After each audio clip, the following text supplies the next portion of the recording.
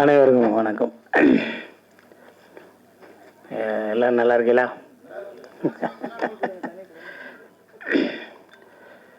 இந்த புது நிர்வாகம், பழைய நிர்வாகம், பொது பொறுப்பில் இருக்கவங்க, புது ரத்தம் பாய்ச்ச போகிறவங்க அப்படிங்கிற விஷயங்கள்லாம் எனக்கு தெரியாது. எனக்கு கோபியை தெரியும். இன்றைக்கி இருக்க கோபியை தலைவராக இருக்கிற கோபியை தெரியும். எனக்கு ரைட்டர்ஸ் யூனியன் தெரியும், டைரக்டர்ஸ் யூனியன் தெரியும். ஓகே, கோபி எப்படி தெரியும்னா, நான் எலி சார் படத்தில் நடிப்பேன். அவர் ஏதாவது கட் பண்ணி இது வேணாம்னா கோபி சார் நல்லா இருக்கும்பார், வச்சுக்கல்லாம்பார். ஒரு தடவை பாயசம் சொல்லி 3 தடவை பாயசம் சொன்னால் 3 தடவை பாயசம் சொன்னால் நல்லா இருக்கு வச்சுக்கல்லாம்பார். சாயந்தரம் போய் சார் ஒரு தடவை பாயசம் சொல்லையிலே கட் பண்ணார் சார், நான் 3 பாயசம் போட்டிருக்கேன் பார். சூப்பர்.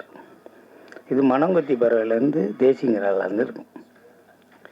என் தம்பி எனக்கு அந்த சீனையும் வச்சுருக்கேன், இந்த சீனையும் வச்சுருக்கேன், எல்லா சீனையும் வச்சுருக்கேன்னு ஒரு எடிட்டராக அந்த படத்தில் வேலை பார்க்குற எடிட்டராக எனக்கு சப்போர்ட்டிவாக, இல்லைண்ணே அதில் உள்ள வந்துச்சுன்னே அதெல்லாம் தூக்கிட்டேனே, இதெல்லாம் தூக்கிட்டேனே, உங்களுக்கு வச்சுருக்கேனே அப்படின்னு சொல்லுவார். என் தம்பி மாதிரி ஒரு பேட்ச் எனக்கு கிடைக்கல. என் தம்பி மாதிரி ஒரு பேட்ச் கிடைக்கல. தம்பி பேட்செல்லாம் வேணாம்டா, நீ தான் தலைவர் ஆகிட்டே, உனக்கு எதுக்கு பேட்ச்சு? மண்டே பார்த்தா தான்டா காசு, உனக்கு எதுக்கு பேட்ச்சு? சினிமாவில் நான் ஒரு ஸ்டோரி டெல்லர், நான் ஒரு கதை நல்லா சொல்லுவேன். அப்படி தான் நான் வந்தேன். கதை சொல்ல வந்ததுக்கப்புறம் டைரக்ஷன், நீ சொல்கிற கதையை நீயே எடுத்துறியா அப்படின்னு சொன்னாங்க. எனக்கு தெரியாது க்ளோஸ்னா என்ன, மிட்டுனா என்ன, ஒயிட்னா என்ன, ஒரு அளவும் தெரியாது. புரியுங்களா? உண்மையே தானே சொன்னான். இதெல்லாம் இப்போ கற்றுக்கிறது. நீ டைரக்டராக சேரு, அசிஸ்டன்ட் டைரக்டராக சேரு. யார் சேர்க்கறது? 7 வருஷம் 9 வருஷம் வாட்செல்லாம் அடை வச்சு சாப்பிட்டாச்சு, ஒன்றுமே சேம் இல்லை. அப்புறம் ஏதோ இன்ஃப்ளூயன்ஸில் சுந்தர்சி சாப்பிட்ட சேர்ந்தாச்சு. எனக்கு பிரச்சனையே எடிட்டர் தான், தெரியுமா உங்களுக்கு? எனக்கு பிரச்சனை எடிட்டர் தான். அருணாச்சலத்தில் ஃபஸ்ட்டு படத்தில் அசிஸ்டன்ட் டைரக்டரு போய் சேர்ந்தாச்சு. Sundar C sir 14 assistant. அப்படியே போய் நிற்கிறேன். 2 மணி ஆச்சு, நைட்டு 2 மணி. திருப்பி சாய் சுரேஷ் சார் எடிட் பண்ணிகிட்டே இருக்கார். சாப்பிட்டு படியான ஏதோ புரோட்டெல்லாம் வாங்கி கொடுத்தாரு. சாப்பிட்டேன். ஜெமினியில் குளிர்து, ஏசி. பின் பேக்குன்னு ஒன்று இருக்குன்னு தெரியுமா? பின் பேக்கு, ஸ்டீன் பேக் இல்லை, பின் பேக்கு. நெகட்டிவ்லாம் கட் பண்ணி பின் பேக்கு. அதை பார்த்தா எனக்கு போர்வ மாதிரியே தெரியுது. உள்ள இருக்கிறதெல்லாம் தூக்கி போட்டு காலையில் வச்சிருந்து பொத்தி படுத்துட்டேன். பின் தானே, ஒயிட் கலரு, அந்த நம்ம இது மாதிரி இருக்குங்களா சார், அந்த டிரான்ஸ்பரண்ட்டாக இருக்குங்களா, நல்லா இருக்கும். பொத்தி படுத்தா குளிருக்கு நல்லா இருக்கும். படுத்துட்டேன். காலையில் ஜெமினி லேப்லேருந்து என்னை கூப்பிட்டு போயிட்டாங்க. இதுலையா படுக்கிறதுன்னு எனக்கு பேட்டாவே இல்லை. இந்த பையில நீ ஏன் படுத்தேன்னாங்க. இதானே சார் நல்லா இருக்கு, படுத்தேன்னு. நீ போய் ஆஹா சோழி முடிஞ்சு. பாலகோபி சார் இதில் ஏயா படுத்தேன்னு இருக்கார் பாலகோபி சார். அதில் ஏயா படுத்த? சரி சார், சரி பார்த்துக்கலாம். நமக்கு 100 படம் சுந்தர்சி சார்ட்டு. மணிவன் சார்ட்டு எப்போ கேட்டாலும் அவராக புது பேண்ட்டை சட்டையை போட்டு அவராக போயிடுவார். இந்த பேண்ட்டை கழட்டி கொடுங்க கண்டினியூட்டின்னே, நாளைக்கு வரேன்டான்னு போனார், வரவே இல்லை. ஃபெர்னில் பேலஸ்லேருந்து வெளியே ரைட்டை விட்டு போய் காரில் ஏறணும். திருப்பி வர்றாரு, வேறு பேண்ட்டு போட்டிருக்காரு. யூகே செந்தில் பார்ப்பறேன், மிட்டில் க்ளோஸாக சார்ஜ் பண்ணுன்னு. இல்லைடா ஒய்டா பண்ணணும்டா, பில்டிங்க்கு 1 லட்ச ரூபா கொடுத்துருக்கோம்டா, பேசாமல் 1 லட்ச ரூபான்னா லோங்கில் பேண்ட்டு மாறிடுமையா, கண்டினியூட்டி டைரக்டரியா சொன்னேன். பேசாமல் வழக்கம், நீ வேலையை பாருன்னு இப்படியே கிராஸ் பண்ண. அந்த சீன் வரும்போதெல்லாம் எங்கள் ஊர் தான் எனக்கு கண்ணு தெரியும். ஐயையோ அனுப்பிச்சுடுறாங்க, ஐயையோ அனுப்பிச்சு. சாய் சுரேஷ் சார் மிட்டில் கட் பண்ணு, அவர் ஒயிலில் கண்ணு, ஐயையோ போச்சே போச்சேன்னு. பெருமையாக சொல்லிக்கிறேன், கோச்சுக்க விட. ஒரு எடிட்டருக்கு டைரக்ஷன் தேவையில்லை, ஆனால் டைரக்டருக்கு எடிட்டிங் தேவை. நாங்கள் என்ன தப்பு பண்ணாலும் முதல் தப்பு பண்ணால் எயிட்டிங்கில் பார்த்துக்கோன்னு சொல்லுவோம்.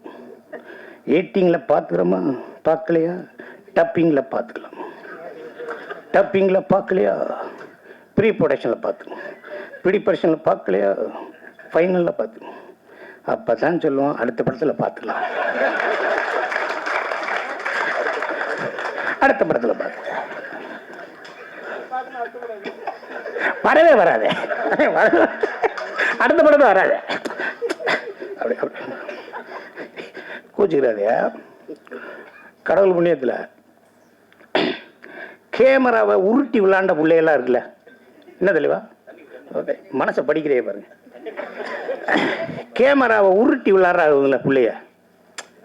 அந்த கேமரா சின்ன வயசில் உருட்டி விளையாடும்ல பிரசாத்தில், அதில் அவங்கெல்லாம் நம்மளுக்கு எடிட்ரு. நம்ம சும்மா பஞ்சத்துக்கு வந்தாங்க. ஃபர்ஸ்ட் படம் அஜித் படத்துக்கு ஸ்ரீகர் பிரசாத் எடிட்ரு. இந்த கேபின்ல ஸ்ரீகர் பிரசாத், இந்த கேபின்ல ரெட்டு, இந்த கேபின்ல கன்னத்தில் முத்தமிட்டான். பாருங்க, நான் எப்போ போனாலும் இந்த ராஜா மோமன் ஒரு எடிட்டர், அவர் நேஷனல் எடிட்டர், அவர் தான் வருவார். சொல்லுங்க சொல்லுங்க, நானு திமிரு ரத்தம் ஓடுதுல, ஏன் உங்களால் வரமாட்டார்? இல்லை சார் இதை பண்ணுங்க சார். சார் வருவார் சார், மணி சாருக்கு தான் பண்ணுவார். இல்லை சார் பண்ணுவார் சார். நம்ம முகரக்கட்டைக்கு அவர் வர்றதே பெரிய விஷயம், நம்ம எடுத்த படத்துக்கு இது வர்றதே பெரிய விஷயம் அப்படிம்பாரு. சரின்னு சொல்லிட்டு பண்ணிட்டு அப்புறம் சரி வாங்க சார் அப்படின்னா, சார் இன்னைக்கு வர்றா சார். அவர் லேசாக பண்ணி, நான் சிங்கிள் ஷாட்னு எடுத்தேன்ல, ஒய்டுன்னு எடுத்தேன்ல, லாங்குன்னு எடுத்தேன்ல, பூராத்தையும் கட்டி எறிகிறாரு. அப்போத்தையும் தெரியுது இவர் ஏன் வந்தார்னு. ஏன்னா ஒரு ஃபிலிமுக்கு என்ன சப்போர்ட் பண்ணும், இந்த ஃபிலிமுக்கு என்ன சப்போர்ட் பண்ணும், என்ன டூரேஷனில் இந்த ஃபிலிம் இருக்கணும், இந்த சப்போர்ட் பண்ணும். நீ எடுத்த சிங்கிள் ஷாட்லாம் அது வேற, இந்த ஃபிலிம் என்ன சப்போர்ட் பண்ணும் அப்படின்னு சொல்லி அவர் மார்க் பண்ணார். ஃபர்ஸ்ட் ஹாஃப் இவ்வளோ நேரம் இருக்கணும், செகண்ட் ஹாஃப் இவ்வளோ நேரம் இருக்கணும். ஃபர்ஸ்ட் ஹாஃப் எவ்வளோ நேரம் இருக்கணும், ஒரு 1 hour 10 minutes. செகண்ட் ஹாஃப் என்ன இருக்கணும், 50 minutes 55 minutes. படத்தை ஃபாஸ்ட் பண்ணுங்கன்னா யார் ஃபாஸ்ட் பண்ணுறது? அமுக்கிறதா? எப்படி ஃபாஸ்ட் பண்ணுறது? இங்கே போனா திரும்பினா, ஓடுனா திரும்பினா, அப்படி இருக்குல்ல, ஓடுனா திரும்பினா, அதை நீ இந்த ஓடுன ரெண்டாவது ஓடுனா அதை கட் பண்ணா மாப்பிள்ள ஃபாஸ்ட்டாக இருக்கு, டேய் ட்ரிம் பண்ணிட்டாங்கடா. இது ஃபாஸ்ட். நீ அதான் ஃபாஸ்ட் பண்ண. சில எடிட்டர் கொடுத்தா ஃபாஸ்ட் பண்ண, என்ன பார்த்தான் சார் ஃபாஸ்ட்டாக இருக்குது சார், அதுதான் அந்த எடிட்டர் போகணும் சார். ட்ரிம்மிங் தான் மேக்கப் ஃபாஸ்ட். 24 frames 22 48 frames 100, அதெல்லாம் மாற்றலை. ஓகேவா? அந்த எடிட்டர் கோட்டா எடிட்டர் ஒரு வெத்தலை வாக்க போட்டுக்கிட்டு ஒரு எடிட்டர், பாம்பு ஓடுது, கீரி துரத்துது. ஓகே, 3 அசிஸ்டன்ட், ஒருத்தன்ட்ட பாம்பு, ஒருத்தன்ட்ட கீரி, ஒருத்தன்ட்ட பாம்பு கீரி. பாம்பு கீரி என்ன ப்ரொடக்ஷனில் என்ன சாப்பாடுலாம் நானே வாங்கி கொடுமா? பாம்பு கீரி, கீரி பாம்பு கீரி. அப்போ சார் நாங்களும் வேலை பார்த்துட்டு இருக்கோம் சார், நீ எப்படி இருக்கோம்? பாம்பு கீரி பாம்பு. பார்த்தீங்கன்னா பாம்பு அவ்வளோ ஃபாஸ்ட்டாக போகுது, கீரி அவ்வளோ ஃபாஸ்ட்டாக வரட்டுது சார். 30 வருஷத்துக்கு முன்னாடி சார். புரியுங்களா உங்களுக்கு? எவ்வளோ பெரிய எடிட்டர்ஸு. இப்போ ஒரு க்ளோஸ்அப் எடுக்கணும், தெளிவா கட் பண்ணி க்ளோஸ் போயிடலாம். அப்போ அங்கே சார் இது கரெக்டாக க்ளோஸ் போயிருங்க. கேவலப்பட்ட வயலு சரியாகவே எடுக்காமல் உயிரை வாங்குறாங்க.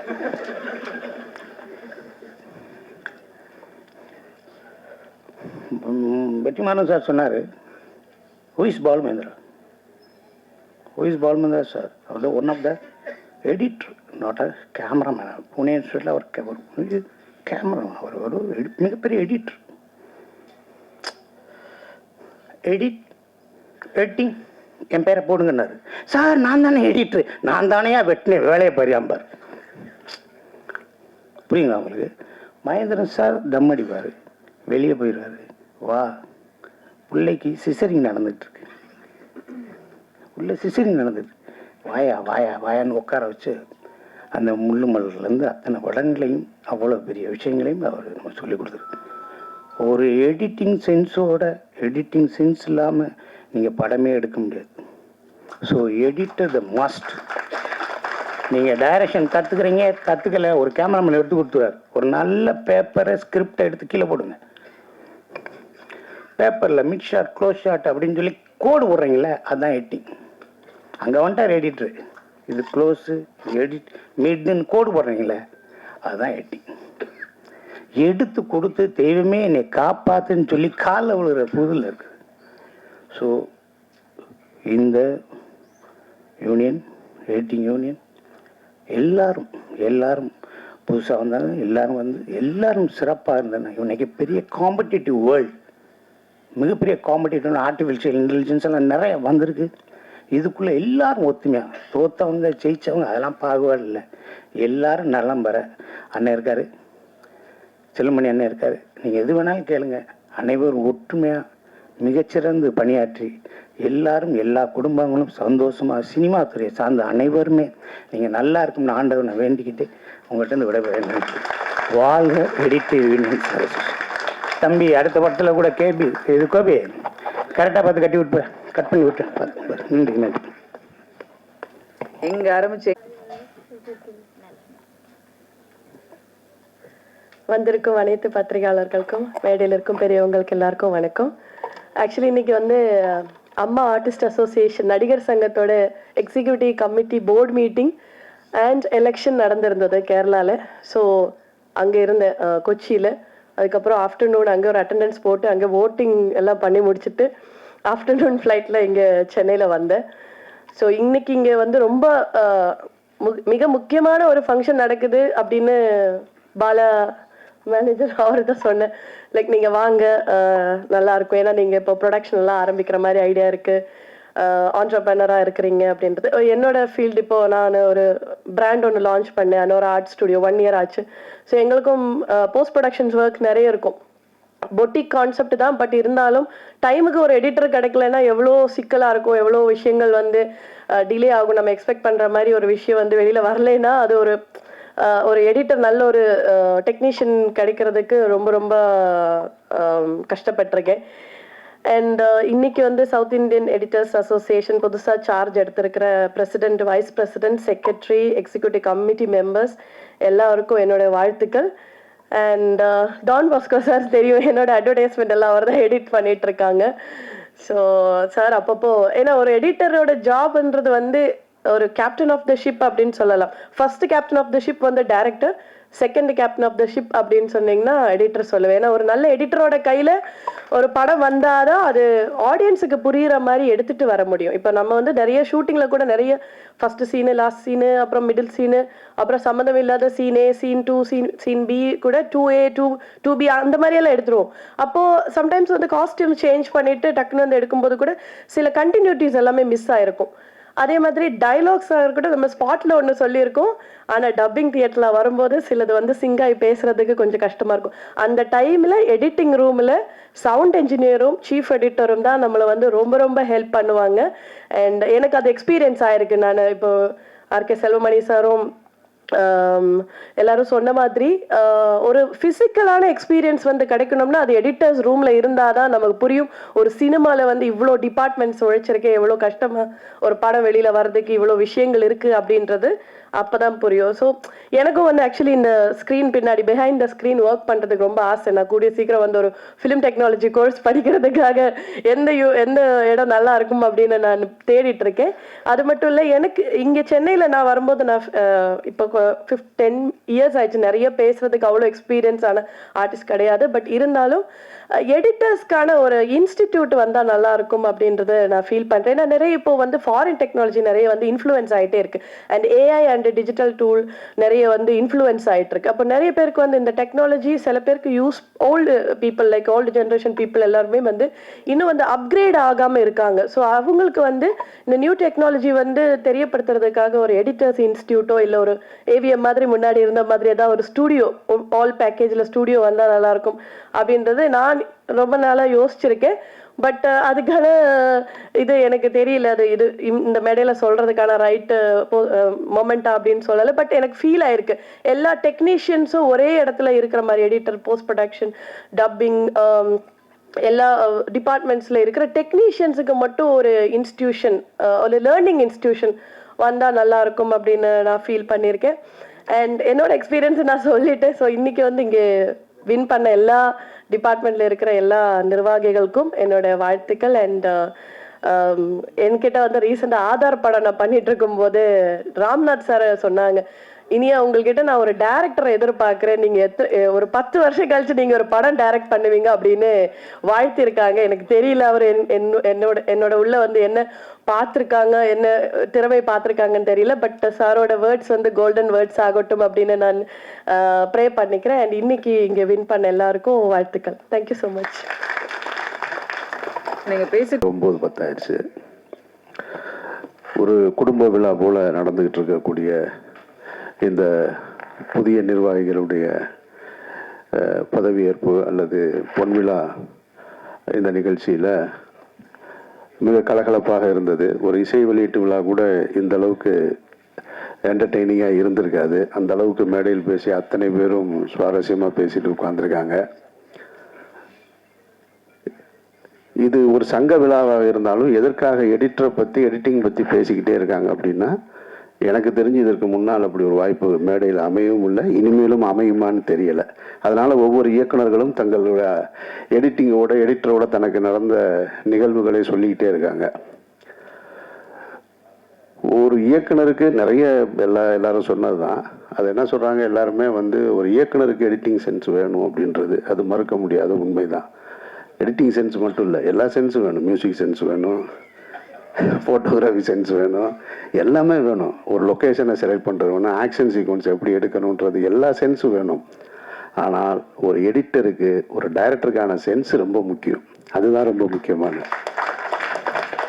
இவங்களுக்கு எல்லா சென்ஸும் வேணும். ஆனால் ஒரு டைரக்டரோட பார்வையில் ஒரு எடிட்டர் இருந்தால் தான் ஒரு சிறந்த படம் உருவாக முடியும்.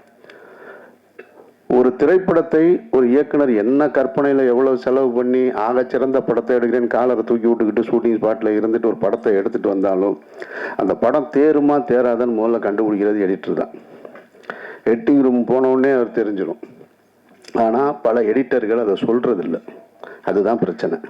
அதை டைரக்டருக்கு சொல்லிட்டாங்கன்னா அங்கேயே அதை சரி செஞ்சிட முடியும். இப்போது எழில் சொன்னது போல் பல எடிட்டர்கள் நமக்கு எதுக்கு, இங்கே முடிச்சிட்டோமாக்கா அடுத்த மீட்ரு இன்னொரு இடத்துல இருக்குது, அங்கே போகலாம், அதை பார்க்கலாம், இது சொன்னால் வேற இவன் நம்ம அடுத்த எடிட்டர் வேற மாற்றிடுவான், இது எதுக்கு சொல்லணும். ஏன்னா என்னோட எடிட்டரோடலாம் நான் போராடுவேன், முன்னாடி உட்காந்துருப்பேன். அகமது தான் இப்போ எனக்கு கடைசியாக 4 படம் பண்ணிக்கிட்டேன்.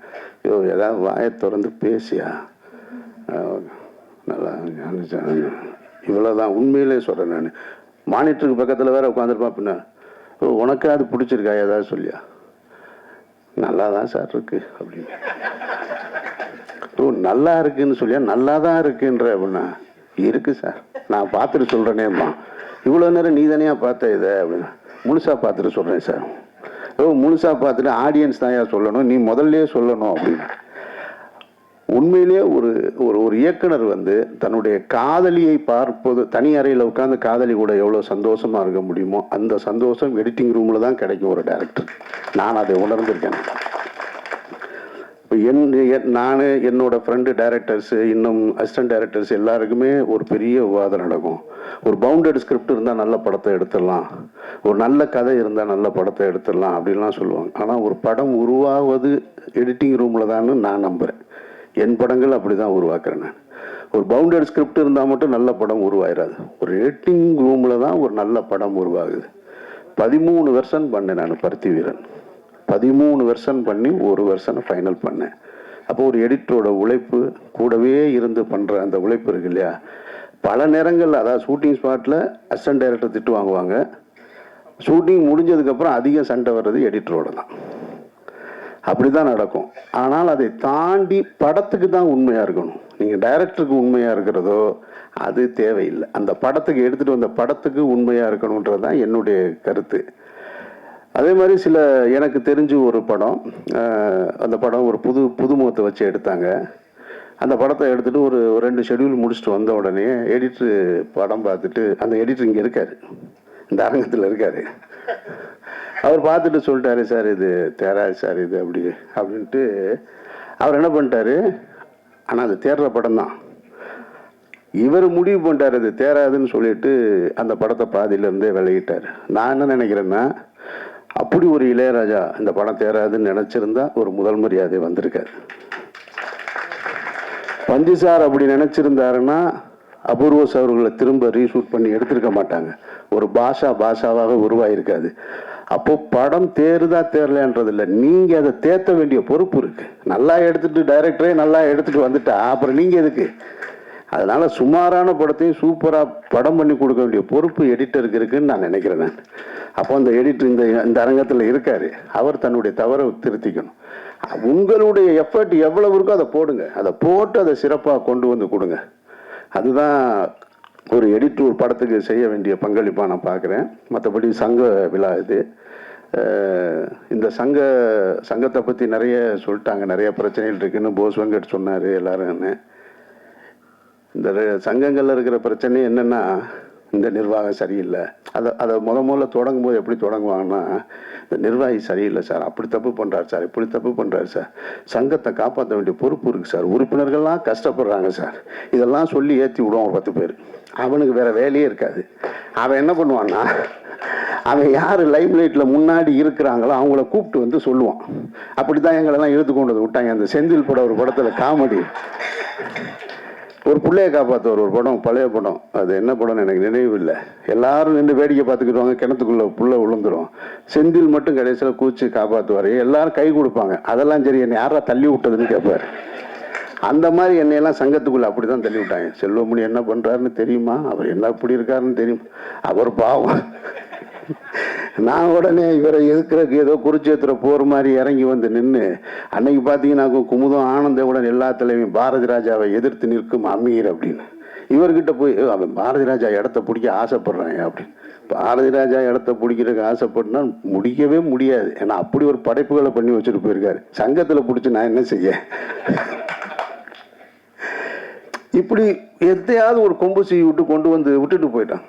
அப்புறம் பார்த்தா தான் தெரியுது, இது என்னடா தேவையில்லாத வேலையை நம்மளை கொண்டு தள்ளி விட்டாங்க. ஒழுங்காக படம் பண்ணிக்கிட்டு இருந்தோன்னு இங்கே வந்து உட்காந்தா போஸ் வெங்கட் சொன்னார்ல, அவர் வீட்டில் வந்து என்ன பிரச்சனை நடந்திருக்குன்னு கூட தெரியல. ஆனால் அது குறித்து 4 மாசமா எங்கே போனேன்னு கேள்வி கேட்டாங்கன்னு. எனக்கெல்லாம் ஒருத்தன் வந்து என் மேலே உள்ள கோபத்தில் இயக்குனர் சங்கத்தில் இருக்கும் பொழுது இப்போ சமீபத்தில் நடந்த பிரச்சனை மாதிரி தான் அப்போவே தாலிபான் தீவிரவாதிகளுக்கும் எனக்கும் தொடர்பு இருக்குன்னு ஒரு போஸ்ட் ஓட்டிட்டு போயிட்டாங்க. இவன் இந்த செயற்குழு உறுப்பினருக்கு இவன் தேர்ந்தெடுக்கலன்றதுக்காக என்னைய கொண்டு போய் தாலிபான் தீவிரவாதத்தை கொண்டு போய் சேர்த்துட்டான். ஐயோ, ஒவ்வொரு முறை பொதுக்குழு நடக்கும் போதும், அதாவது கௌரவமான, நான்லாம் அண்ணாந்து பார்த்த இயக்குனர்கள் ஆர்வி உதயகுமார் சார், செல்வமணி அண்ணன் 2 பேருமே பெரிய படைப்புகளை படைச்சு தொடர் வெற்றி. உதயகுமார் சார்லாம் தொடர் வெற்றி, செல்வமணி என்ன உச்சத்தில் இருக்கார், பிரம்மாண்டமான படைப்புகளை கொடுத்துருக்காரு. இங்கே ஒருத்தன் வந்திருப்பான் 75 வந்து அசிஸ்டன்ட் டைரக்டராக சேர்ந்து, அவன் ஊரில் வேற பிரச்சனை என்னன்னா, அவன் ஒரு கேபிள் டிவி நடத்தி அதில் காசை சீட்டிங் பண்ணி எங்கே போகிறோன்னு தெரியாமல் அசிஸ்டன்ட் டைரக்டர் கார்டை வாங்கிட்டு இங்கே வந்து ஒளிஞ்சு உட்காந்துட்டுப்பான். அவன் உட்காந்துட்டு இந்த 2 பேரையும் கேள்வி கேட்பான் பாருங்க. இந்த அவமானத்தெல்லாம் தாங்கணும்னா ஒவ்வொரு முறை பொதுக்குழு நடக்கும் போதும் அது ஒரு கத்தி மேலே நிற்கிற மாதிரியே இருக்கும். அதை சமாளிக்கிறதுக்கு ஒரு திறமை இருந்தால் தான் முடியும், இல்லைன்னா எல்லாருனாலையும் அதை சமாளிச்சிட முடியாது. முதல்ல உங்களை அவமானப்படுத்துவாங்க. அப்படித்தான் நடிகர் திலகம் சிவாஜி கணேசன் கடைசி வரைக்கும் நடிகர் சங்கம் போகாமல் இருந்தது காரணமே இதுதான். யாரோ ஒருத்தன் கேள்வி கேட்பான், என்னென்னமோ கேட்பான். அதனால இந்த சண்டை இருக்கு இல்லையா, இது இல்லை இப்போ முக்கியம். தமிழ் சினிமாவே இப்போ அனாதையாக கிடக்கு. நீங்கள் சங்கங்களுக்கு போயிட்டீங்க, நீங்கள் இந்த சங்கத்தை காப்பாற்றுறது, அன்னை 23 சங்கத்தை காப்பாற்றுறேன்னு. தமிழ் சினிமாவே இப்போ அனாதையாக கிடக்கு, அதை காப்பாற்ற வேண்டிய பொறுப்பு இருக்குது. நான் தான் இன்னைக்கு தலைவர், தயாரிப்பாளர் சங்க தலைவர் வந்திருப்பாருன்னு அழைப்புதலில் பார்த்தேன். வந்திருந்தாருன்னா அதை தான் சொல்லணும்னு நினச்சேன். வெப்சி தலைவர் இருக்கார், இயக்குனர் சங்க தலைவர் இருக்கார், தயாரிப்பாளர் சங்க தலைவர். அவர் வரலனாலும் இந்த செய்தியை கொண்டு போய் சினிமாவை காப்பாற்ற வேண்டிய பொறுப்பு இருக்குது. வருஷத்துக்கு 365 நாள். ஆனால் தமிழ் படம் ப்ரொடக்ஷன் 250 படம் ப்ரொடக்ஷன் ஆகுது. இந்த லாஜிக் எங்கேயாவது எடுபடுதா பாருங்களேன். 1.5 நாளைக்கு ஒரு படம் ரிலீஸ் ஆகுது கணக்கில். எப்படி சார் படம் பார்ப்பான் அவள் வீட்டில் ஏற்கனவே டிவியில் படம் போட்டுக்கிட்டு இருந்தாங்க. அதை தாண்டி இப்போ ஆண்ட்ராய்டு ஃபோன் இருக்குது. ஆண்ட்ராய்டு ஃபோனுக்குள்ளே ஒரு 25 ஓடிடி பிளாட்ஃபார்ம் இருக்குது. உட்கார்ந்த இடத்துலையே படம் பார்க்குறான். இதை தாண்டி ஒரு தேட்டருக்கு வந்து அவன் படம் பார்க்க வேண்டிய அவசியம் என்ன இருக்குது? அதனால தான் வரமாட்டான்னு தெரிஞ்சு தான் எல்லாருமே பேன் இண்டியா மூவியாக எடுத்துக்கிட்டே இருக்காங்க. இப்போ 2 நாளைக்கு முன்னாடி ஒரு படம் கல்கி ரிலீஸு நல்லா இருக்குது. இங்கேருந்து டிசம்பர் வரைக்கும் 7 பெரிய படம் இருக்குது. எல்லாமே 500 கோடி 600 கோடி 1000 கோடின்னு. இதுக்கு இடையில எந்த சின்ன படத்துக்கும் உங்களுக்கு தேட்டர் தரப்போகிறாங்க? முதல்ல அதை யோசிங்க. படம் எடுக்கணுமா வேணாமான்னு உட்காந்து டிஸ்கஸ் பண்ணணும். 250 படம் ஏன் தயாரிக்கணும்? அப்போ உண்மையிலே தயாரிக்கிறதுக்கான தேவை இங்கே இருக்கா? அதை விவாதிக்கணும். அப்புறம் சொன்னது மாதிரி ஒரு இண்டிவிஜுவல் கையில் சினிமா போயிடுச்சு. நான்லாம் இன்னும் 2 வருஷம் தான் பார்த்துட்ருப்பேன். நான் இங்கே ரொம்ப செட் ஆகலைன்னு வச்சுங்களேன். ஏற்கனவே பாரதி ராஜா சார் சொன்னார், அவர்னால் இப்போ செய்ய முடியலை.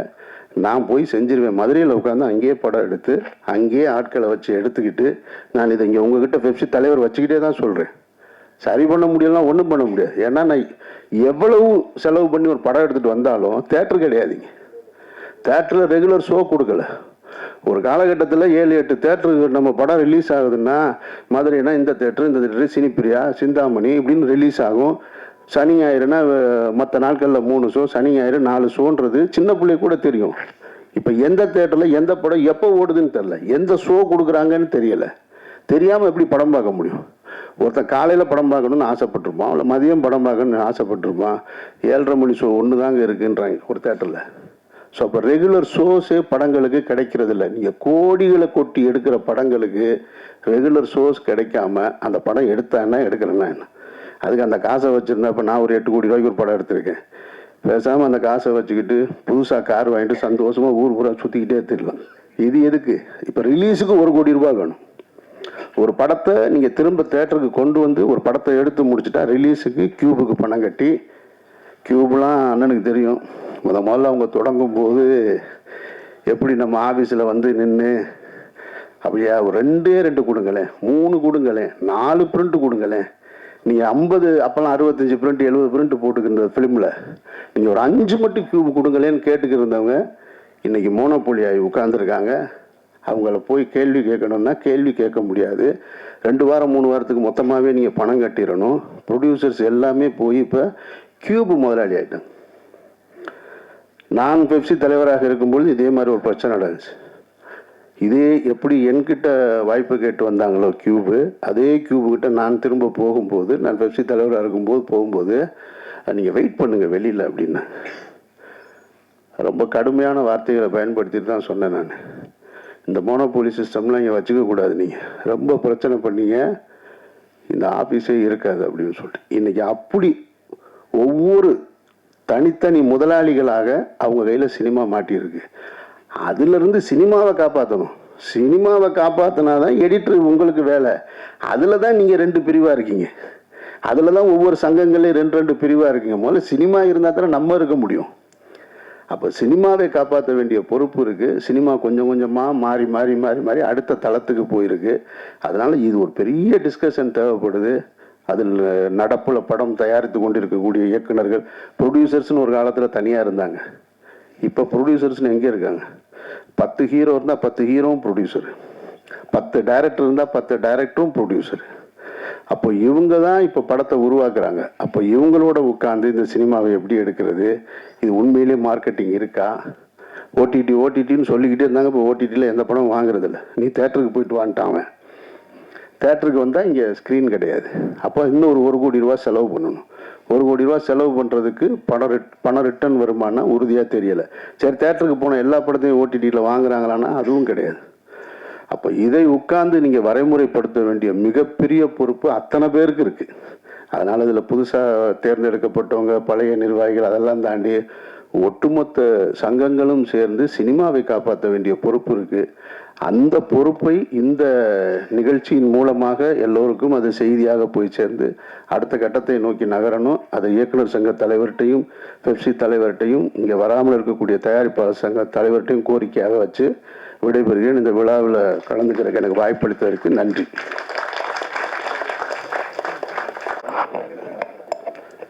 மேடையில் அமர்ந்திருக்கக்கூடிய பிரமாக்கள் அனைவருக்கும் வணக்கம். பதவியேற்புக்காக காத்திருக்கக்கூடிய சகோதரர் கோபிகிருஷ்ணா அவர்கள் தலைவர், பழனியப்பன் அவர்கள் செயலாளர், ரவிச்சந்திரன் அவர்கள் பொருளாளர், துணைத் தலைவர்கள், இணைச் செயலாளர்கள், செயற்குழு உறுப்பினர்கள் அனைவருக்கும் வாழ்த்துக்கள். இந்த வெற்றி விழா உங்களுக்கு கல்யாணம் மாதிரி ரொம்ப சந்தோஷமா இருக்கும். இப்போ அப்புறம் தான் அந்த பொண்ணோட கோணமே உங்களுக்கு தெரியும். செல்வமணி சார் பயங்கரமா சிரிக்கிறாரு.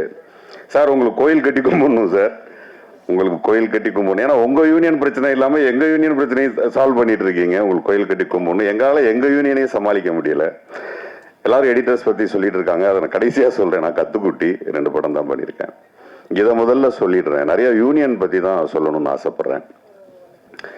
ரங்கநாதன் சார் இருக்காரு. 2 வருஷமா பயங்கர மன உளைச்சல்ல இருக்கோம் நாங்க 2 பேரும். இதே யூனியன் தான். யூனியன்ல நல்லது செய்யறதுல தான் நிறைய பிரச்சனை இருக்கு. கெட்டது செய்யறதுல எந்த பிரச்சனையுமே இல்லை. அவங்கெல்லாம் நல்லா இருக்காங்க. நிறைய இன்டர்வியூஸ்லாம் கொடுத்துட்டு சந்தோஷமா இருக்காங்க. ஆனா நல்லது செய்யறவங்களுக்கு பெரிய பிரச்சனையா இருக்கு. இதை டக்குன்னு செல்வமணி சாரால டக்குன்னு புரிஞ்சுக்க முடியும், அமீர் சாரால டக்குன்னு புரிஞ்சுக்க முடியும். உங்களுக்கும் அந்த தலைவலி கொஞ்ச நாள் இருந்தது. ரங்கநாதன் சாருக்கு புரியும். அந்த யூனியன்ல இருந்த அத்தனை பேருக்குமே அது புரியும். கோபி சார் மற்றும் இங்க இருக்க ஜெயிச்சிருக்க எல்லா டீமுக்கும் நான் ஏதோ பயமுறுத்துறேன்னு நினைக்க வேண்டாம். விஷயம் என்னன்னா, நான் ஒரு யூனியனுடைய செக்ரட்டரி, சின்னத்திரை நடிகர் சங்கத்தினுடைய செக்ரட்டரி. எங்களுடைய சங்கம் சார்பாக வாழ்த்துக்களை தெரிவிச்சுக்கிறேன். ஆனால் பிரச்சனைகளை நாங்கள் எப்படி ஃபேஸ் பண்றோம் அப்படிங்கிறது தான் இங்கே பிரச்சனையா இருக்கும். சமீபத்தில் எல்லாரும் கேள்விப்பட்டிருப்பீங்க, பிரஸ்ல எல்லாருக்கும் தெரியும், என்னுடைய சகோதரர் சகோதரி ஒரே நாளில் இறந்து போயிட்டாங்க இல்லையா. அந்த நாள் ஒரு 3-4 மாசம் அது என்ன பண்றதுன்னே தெரியல, எதுவுமே புரியல. அது இதை எப்படி சரி பண்ணி கொண்டு போறதுன்னு தெரியல, குடும்பத்தை எப்படி சரி பண்ணி கொண்டு போகணும்னு தெரியல. அந்த 4 மாசம் நடிக்கிற டேட்ஸ் என்ன பண்றதுன்னு தெரியல. யாரை பார்த்தாலும் பிடிக்கல, உலகமே பிடிக்கல. அப்படி ஒரு கண்டிஷன். பொதுக்குழு வந்துருச்சு. பொதுக்குழுல கேள்வி கேட்கிறாங்க எல்லாரும். 4 மாசம் எங்க போனீங்க, 4 மாசம் எங்க போனீங்க, நீங்க தகுதியே கிடையாது, நீங்க செக்ரட்டரியே கிடையாது அப்படின்னாங்க. சோ இதுதான் இங்க பிரச்சனை. என்ன பயமுறுத்துறேன்னு நினைக்காதீங்க, நான் ஃபேஸ் பண்ண போறீங்க இதெல்லாம்.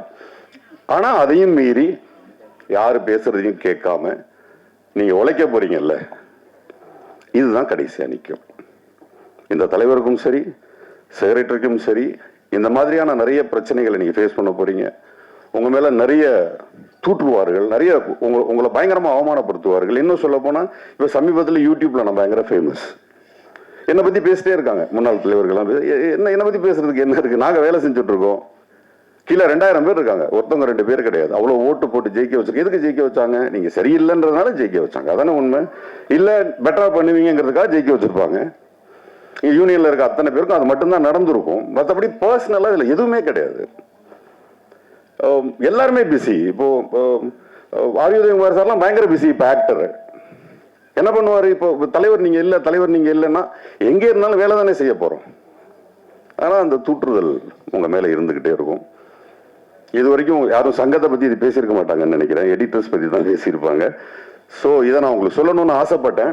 இந்த மாதிரியான என்ன தூற்றுதல்கள் இருந்தாலும், உங்க மேல எவ்வளவு பழிகள் சொன்னாலும், அது சொன்னாலும் இல்லை சொல்லுவாங்க, அத்தனையும் தூக்கி ஓரமா வச்சுட்டு உங்களை நம்பி ஓட்டு போட்ட உங்க எடிட்டர்ஸ் அத்தனை பேருக்கும் உண்மையா இருங்க, உழைங்க, நல்ல பேர் வாங்க அப்படின்ற வாழ்த்துக்களை தெரிவிச்சுக்கிறேன்.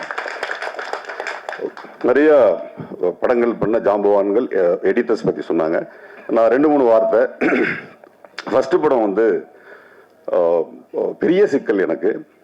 ஏன்னா நான் யார்ட்டையும் ஒர்க் பண்ணல, என்னை காப்பாற்றி விட்டது எடிட்டர் தான். ப்ராமிஸ். அதே நேரத்தில் 2வது படம் ஒரு எடிட்டர்கிட்ட போனேன். தெரியல, ஏதோ அவருக்கு படம் பிடிக்கலன்னு நினைக்கிறேன், கட் பண்ணல. அதையும் நான் சொல்லிடுறேன். அதுக்கப்புறம் அதே ஃபுட்டேஜ் எடுத்துட்டு இன்னொரு எடிட்டர்கிட்ட போனேன். அவர் சொன்னார், நான் படம் பார்த்துட்டு உங்களை ஒரு 2 நாள் கழிச்சு கூப்பிடுறேன், இல்லை சம்டைம்ஸ் எனக்கு படம் ரொம்ப பிடிச்சிருந்ததுன்னா 7 நாள் கழிச்சு ஃபோன் வரும் அப்படின்னாரு. நல்ல வேலை 7 நாள் கழிச்சு எனக்கு ஃபோன் வந்தது. படம் சூப்பராக இருக்கு அப்படின்னு சொல்லி சொன்னார். கட் பண்ணிட்டு ஃபுல்லாக படத்தை அவர் ஒரு மாதிரி ரெடி பண்ணிட்டு என்னை கூப்பிட்டாரு. நான் போய் பார்த்தேன், அது நான் எடுத்த படமாவே இல்லை, ரொம்ப அழகான படமாக இருந்தது. அப்போதான் நான் நினச்சேன், நிறைய நன்றி கடன் பட்டிருக்கேன் போல இருக்கு எடிட்டர்ஸுக்கு அப்படின்னு. இந்த மேடையில் எடிட்டர்ஸ்க்கு நான் தேங்க்ஸ் சொல்கிறேன். என்ன மாதிரி நிறைய கனவுகளோட. உதவி இயக்குனராக நம்ம ஒர்க் பண்ணல, சும்மா ஜஸ்ட் ஒர்க் பண்ணதோடு சரி, பார்த்ததோடு சரி. நம்ம டைரெக்டாக நம்ம கருத்துக்களை வந்து சொல்லிடணும்னு ஆசைப்பட்டு டைரக்டர் ஆகிட்டோம். மற்றபடி டெக்னிக்கலாக நம்ம சவுண்டு கிடையாது, நமக்கு தெரியாது. ஆக்சுவலாக ஒத்துக்கணும், அந்த டெக்னிக்கலாக எனக்கு தெரியாது அப்படிங்கிறத என் எடிட்டர் சொல்லவே இல்லை. இல்லை, நீங்கள் உணர்வு ரீதியாக நல்ல டைரக்டர், டெக்னிக்கலாக நீங்கள் சவுண்டா இல்லையான்னு எனக்கு தெரியாது, நீங்கள் 2 படம் பண்ண கற்றுப்பீங்க, பட் உணர்வு ரீதியாக நீங்கள் ரொம்ப நல்ல டைரக்டர், பயங்கரமாக ஒர்க் அவுட் ஆகிருக்கு படம்னு சொல்லி அந்த படத்தை தேத்தி கொண்டு வந்தது இப்போ சமீபத்து சார் படத்தோட எடிட்டர். அவருக்கு இந்த நேரத்தில் நான் நன்றியை தெரிவிச்சுக்கிறேன். உங்கள் எல்லாருக்கும் வாழ்த்துக்களை தெரிவிச்சுக்கிறேன். Thank you very much.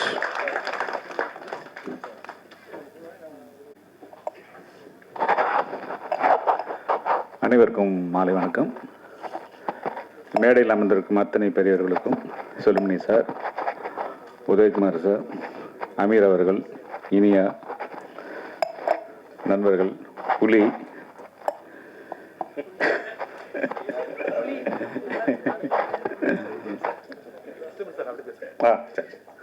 பாலசேகர், டக்குன்னு மேடையில் வந்து உட்காந்துருக்கப்ப நமக்கு தெரிஞ்சவங்க பேரே டக்குன்னு போயிடும், அது ஒரு பெரிய. சுபாஷ் அவர்கள், அசோக் மேத்தா அவர்கள் மற்றும் அத்தனை பேருக்கும் என் முதுக்கன் வணக்கத்தை தெரிவிச்சுக்கிறேன். இந்த விழாவுக்கு வந்ததுக்கு மிக முக்கியமான காரணம், இன்றைக்கு தலைவராக தேர்ந்தெடுக்கப்பட்டிருக்க கோபி வந்து எனக்கு வந்து அசிஸ்டன்ட் எடிட்டராக இருக்கும்போது எனக்கு பழக்கம். என்னோட தீபாவளி படத்தில் ஒரு அசிஸ்டண்டாக ஒர்க் பண்ணார். அப்போ இன்ஸ்டியூட்டில் படிச்சுட்டு இருக்காரு. அவர் படிச்சுக்கிட்டு பார்ட் டைமாக வந்து அந்த படத்தில் ஒர்க் பண்ணிகிட்டு இருப்பார். அவருக்கு வந்து அந்த போகாதே சாங் ரொம்ப பிடிச்சி போயிடுச்சு. அது விட்டனா பாருன்னு சொல்லி அந்த பாட்டு இன்றைக்கும் வந்துச்சுன்னா எனக்கு கோபியோட ஞாபகம் தான் வரும். ஸோ அதில் வந்து அவர் ரொம்ப முழுமையாக ரொம்ப அற்புதமாக பண்ணி கொடுத்தாரு. எடிட்டரோட அனுமதி தான் பண்ணார் அவர், ரொம்ப நல்லா வந்தது. அதுக்கப்புறம் பாலாஜி சக்திவேல் அறிமுகப்படுத்தினார் அவரை. அப்புறம் எனக்கு மனம்புத்தி பறவையில் வந்து நான் திரும்ப கோபியை கூப்பிட்டேன். நான் வேறு ஜோனல் போகிறேன், ஒரு காமெடி. கோபியும் வந்து அப்போ புதுசு ஒரு படம் தான் பண்ணியிருக்காரு, வழக்கு என்ன ஏதோ ஒன்று பண்ணியிருக்கிறாரு. அப்போ நான் வேறு ஜோனல் போகும்போது இது எப்படா இது காமெடி ஒர்க் அவுட் ஆகிருக்குமா அப்படின்னு சொல்லி ஒரு டவுட்டில் போவேன். அந்த இன்ஸ்டியூட்லேருந்து நிறைய பொம்பளை பிள்ளைங்க, அப்புறம் இவனோட ஃப்ரெண்ட்ஸ் எல்லாமே வந்து அந்த உட்காந்துக்கிட்டு விழுந்து சிரிச்சுட்டே இருப்பாங்க பார்த்துட்டு. ஸோ அப்போ எனக்கு அங்கே ஒரு கான்ஃபிடென்ட் வந்தது. ஸோ இந்த படம் ஹிட் ஆகிடும் அப்படிங்கிறது. ஸோ ஒரு ரசிகனாக அந்த படத்தை, அது வந்து ஒரு எடிட்டராக அங்கே உட்காந்து பண்ண மாட்டார் கோபி. ஸோ ஒரு ரசிகனாக உட்காந்து பண்ணுவார். அதுக்கப்புறம் வந்து தேசிங்கராஜா பண்ணும்போது இன்னும் மெச்சூர் ஆகிட்டார். நான் நாளைக்கு வாரம் கட்டிங்க அப்படின்னா நைட்டே முடிச்சு வச்சுருவார், காலையில் போனால் எனக்கு போட்டு காமிப்பார். ஸோ அது உச்சத்துக்கு போச்சு. இப்போ யுத்த சத்தம்ங்கிற ஒரு படம் வந்து பண்ணார். நான் சில விஷயம் பார்த்து மிரண்டு போயிட்டேன். அந்த படத்தோட அவுட்புட் பார்த்து இது வந்து ஏன்னா ஒரு ஒரு எடிட்டரோட பெஸ்ட்டு அப்படிங்கிறது வந்து அந்த படத்தில் இருக்கும். ஏன்னா அவ்வளோ அழகாக அதை பண்ணியிருந்தாரு. பார்த்துட்டு இந்த படம் வந்து மிகப்பெரிய ஹிட்டரா அப்படின்னு சொல்லிட்டு தான் வந்தேன். அந்த படம் காமெடி படம் எடிட் பண்ணுறது ரொம்ப கஷ்டம். அது வந்து ஒரு டைரக்டரோட ஒரு இது இல்லாமல் பண்ண முடியாது. ஏன்னா அது என்ன வரும்னு டைரக்டருக்கே தெரியாது. ஸோ அது காமெடியன்ஸோட கையில் தான் இருக்கும் அந்த விஷயங்கள் எப்பொழுதுமே. அந்த வகையில் ஒரு மிகச்சிறந்த எடிட்டரு. என்ன பல பரிணாமங்கள் உருவாக்கிட்டே இருப்பார் கோபி. திடீர்னு பார்த்தா தயாரிப்பாளர் ஆகிடுவார், அப்புறம் டைரக்ஷன் பண்ண போகிறேன் அப்படிம்பாரு. ஸோ ஏதோ ஒழுங்காக இப்போ வந்து, ஆனால் வெரி குட் எடிட்டர். இவர் எப்படி தயாரிப்பாளராக பண்ணார் அப்படிங்கிறது விட ஒரு எப்படி டைரக்ஷன் பண்ணுவாருலாம் எனக்கு தெரியாது. பட் நல்ல எடிட்டர், ஒரு அற்புதமான எடிட்டர். ஒரு சரியான இடத்துல போய் ஒரு தலைவராக தேர்ந்தெடுக்கப்பட்டிருக்கிறாரு. ஒரு இப்போ நான் சொன்னோம்னா சொல்லலாம், குருவி தலையில் பணங்காய் வச்ச மாதிரி தான் வச்சுருக்காங்க கோபி. ரொம்ப கேர்ஃபுல்லாக இருக்கணும். ஏன்னா உனக்கு முன்னாடி இருந்தவங்களாம் மிக அற்புதமான மனிதர்கள் இந்த போஸ்டிங்கில் இருந்துட்டு போயிருக்கிறாங்க. ஸோ இந்த போஸ்டிங்கை ரொம்ப கேர்ஃபுல்லாக ஹேண்டில் பண்ணு. சீனியர்ஸ்ட்டு அட்வைஸ் கேட்டுக்குங்க. அப்போ தான் வந்து உங்களால் அற்புதமாக அடுத்த கட்டத்துக்கு உங்களால் கொண்டுட்டு போக முடியும். இந்த எடிட்டிங் அப்படின்னு பார்க்கும்போது எனக்கு வந்து 2 பேர் எடிட்டர் இருப்பாங்க. ஒரு படத்துக்கும் எனக்கு தெரிஞ்சு வந்து ஒரு டைரக்டருக்கு எடிட்டிங் தெரிஞ்சிருக்கணும், ஒரு எடிட்டர் தேவை. அப்புறம் ஒரு ஸ்க்ரீன் பிளே ரைட்டர் வந்து ஒரு மிக முக்கியமான எடிட்டர் இருப்பார் ஒரு படத்துக்கு. ஏன்னா அவர் ப்ராப்பராக இருந்தாருன்னா எடிட்டரோட வேலை ஒரு 90% கம்மியாகி போயிடும். ஸ்க்ரீன் பிளே ரைட்டர் ரொம்ப தெளிவாக இருக்கணும். ஸோ அப்போ தான் அந்த எடிட்டரோட ஒர்க் வந்து ரொம்ப ப்ராப்பராக இருக்கும்.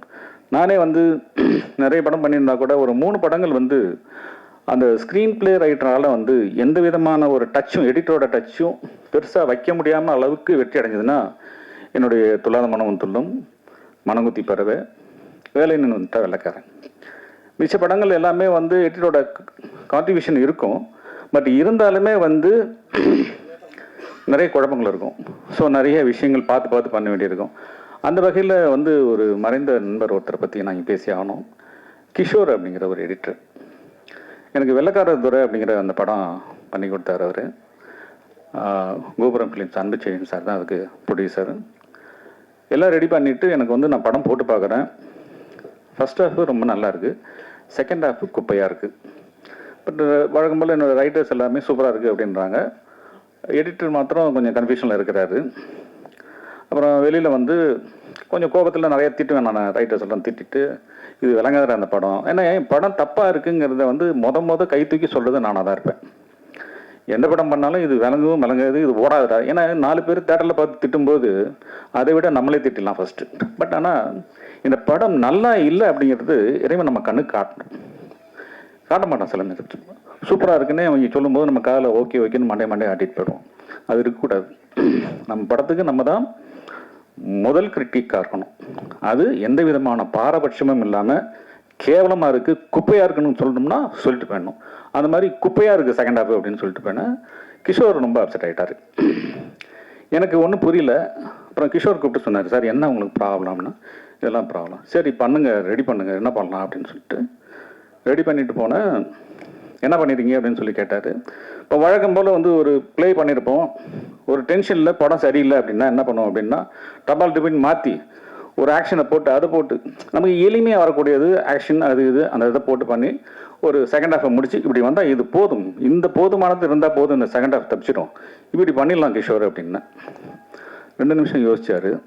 அப்புறம் தனியாக என்னை கூட்டிகிட்டு வந்தார். சார் நீங்கள் வாங்க, இது 3வது படம் காமெடியில் பண்ணுறது நான். சார் நீங்கள் பண்ணியிருக்க படங்கள் எல்லாமே நான் பார்த்தேன். எதை நோக்கி போகும், என்ன ஆகும், எப்படி முடியும் அப்படின்னு தெரியாது. ரொம்ப அழகாக ஒரு காமெடியை ரொம்ப எளிமையாக சொல்லிடுறீங்க. இப்போ திடீர்னு இதுக்கு வில்லன் வர்றான், நம்பியார் வர்ற மாதிரி கத்தி சண்டை இதெல்லாம் போட்டு ஒரு செகண்ட் ஹாஃப் பண்ணியிருக்கீங்க.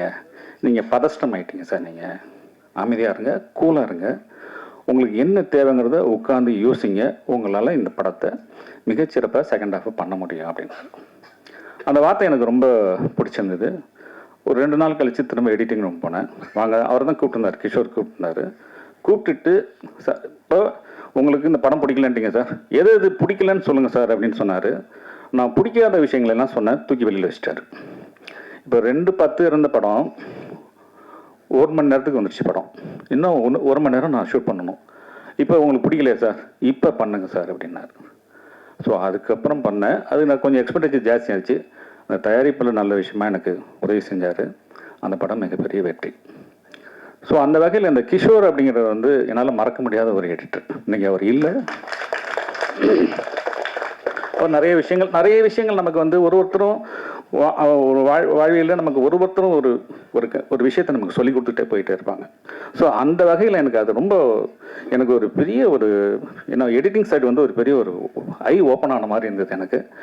அதுக்கப்புறம் எனக்கு எந்த பிரச்சனை வந்தாலும் நான் வந்து இப்போ கொஞ்சம் ஒரு 25% கற்றுக்கிட்டு இப்போ ஓரளவுக்கு எனக்கு வந்து ஒரு கான்ஃபிடென்ட்டாக எடிட்டிங் பண்ண முடியும். இந்த படத்துலையும் பிரச்சனை வந்தது, இப்போ திரும்ப அதை ரெடி பண்ணி இப்போ திரும்ப கரெக்ட் பண்ணி வச்சுருக்கிறேன். ஸோ வெற்றிமாறன்லாம் சொல்கிற மாதிரி ஸோ எடிட்டிங் அப்படிங்கிறது வந்து ஒரு எடிட்டரோட கையில் தான் நம்ம வந்து கடைசியாக போய் நிற்கிறோம்.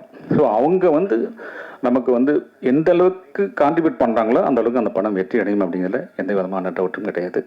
வாழ்த்துக்கள், வெற்றி பாட்ட விளையாட்டு பின்னர் வாழ்த்துக்கள். நன்றி. நன்றி சார். ஹீரோவா பார்த்தோம், வில்லனா வாடிவாசல் மூலமா நடிக்க போறாரு இயக்குனர் நடிகர் அமீர் அவர்கள். ஆனா அதுக்கு முன்னாடி கோபி வந்து ஒரு சில அனைவருக்கும் வணக்கம். இன்னைக்கு வந்து முதன்முறையா எடிட்டர்ஸ் யூனியன் வந்து இவ்வளவு பிரம்மாண்டமா இவ்வளவு கூட்டத்தோட, அதாவது டைரக்டர்ஸ் யூனியன் கூட பதவியேற்புக்கு இவ்வளவு டைரக்டர்ஸ் வந்ததில்லை, எடிட்டர்ஸ் யூனியன் வந்திருக்காங்கன்னா அது புதிய ரத்தம் வந்து வந்திருக்கு. அது ஒரு வகையில் வந்து சிறப்பு தான். புதிய ரத்தம் வர்றதுங்கிறது ஒரு சிறப்பான விஷயம். தமிழ் திரைப்படத்துறையில் இப்போ இருக்கிற காலகட்டத்தில்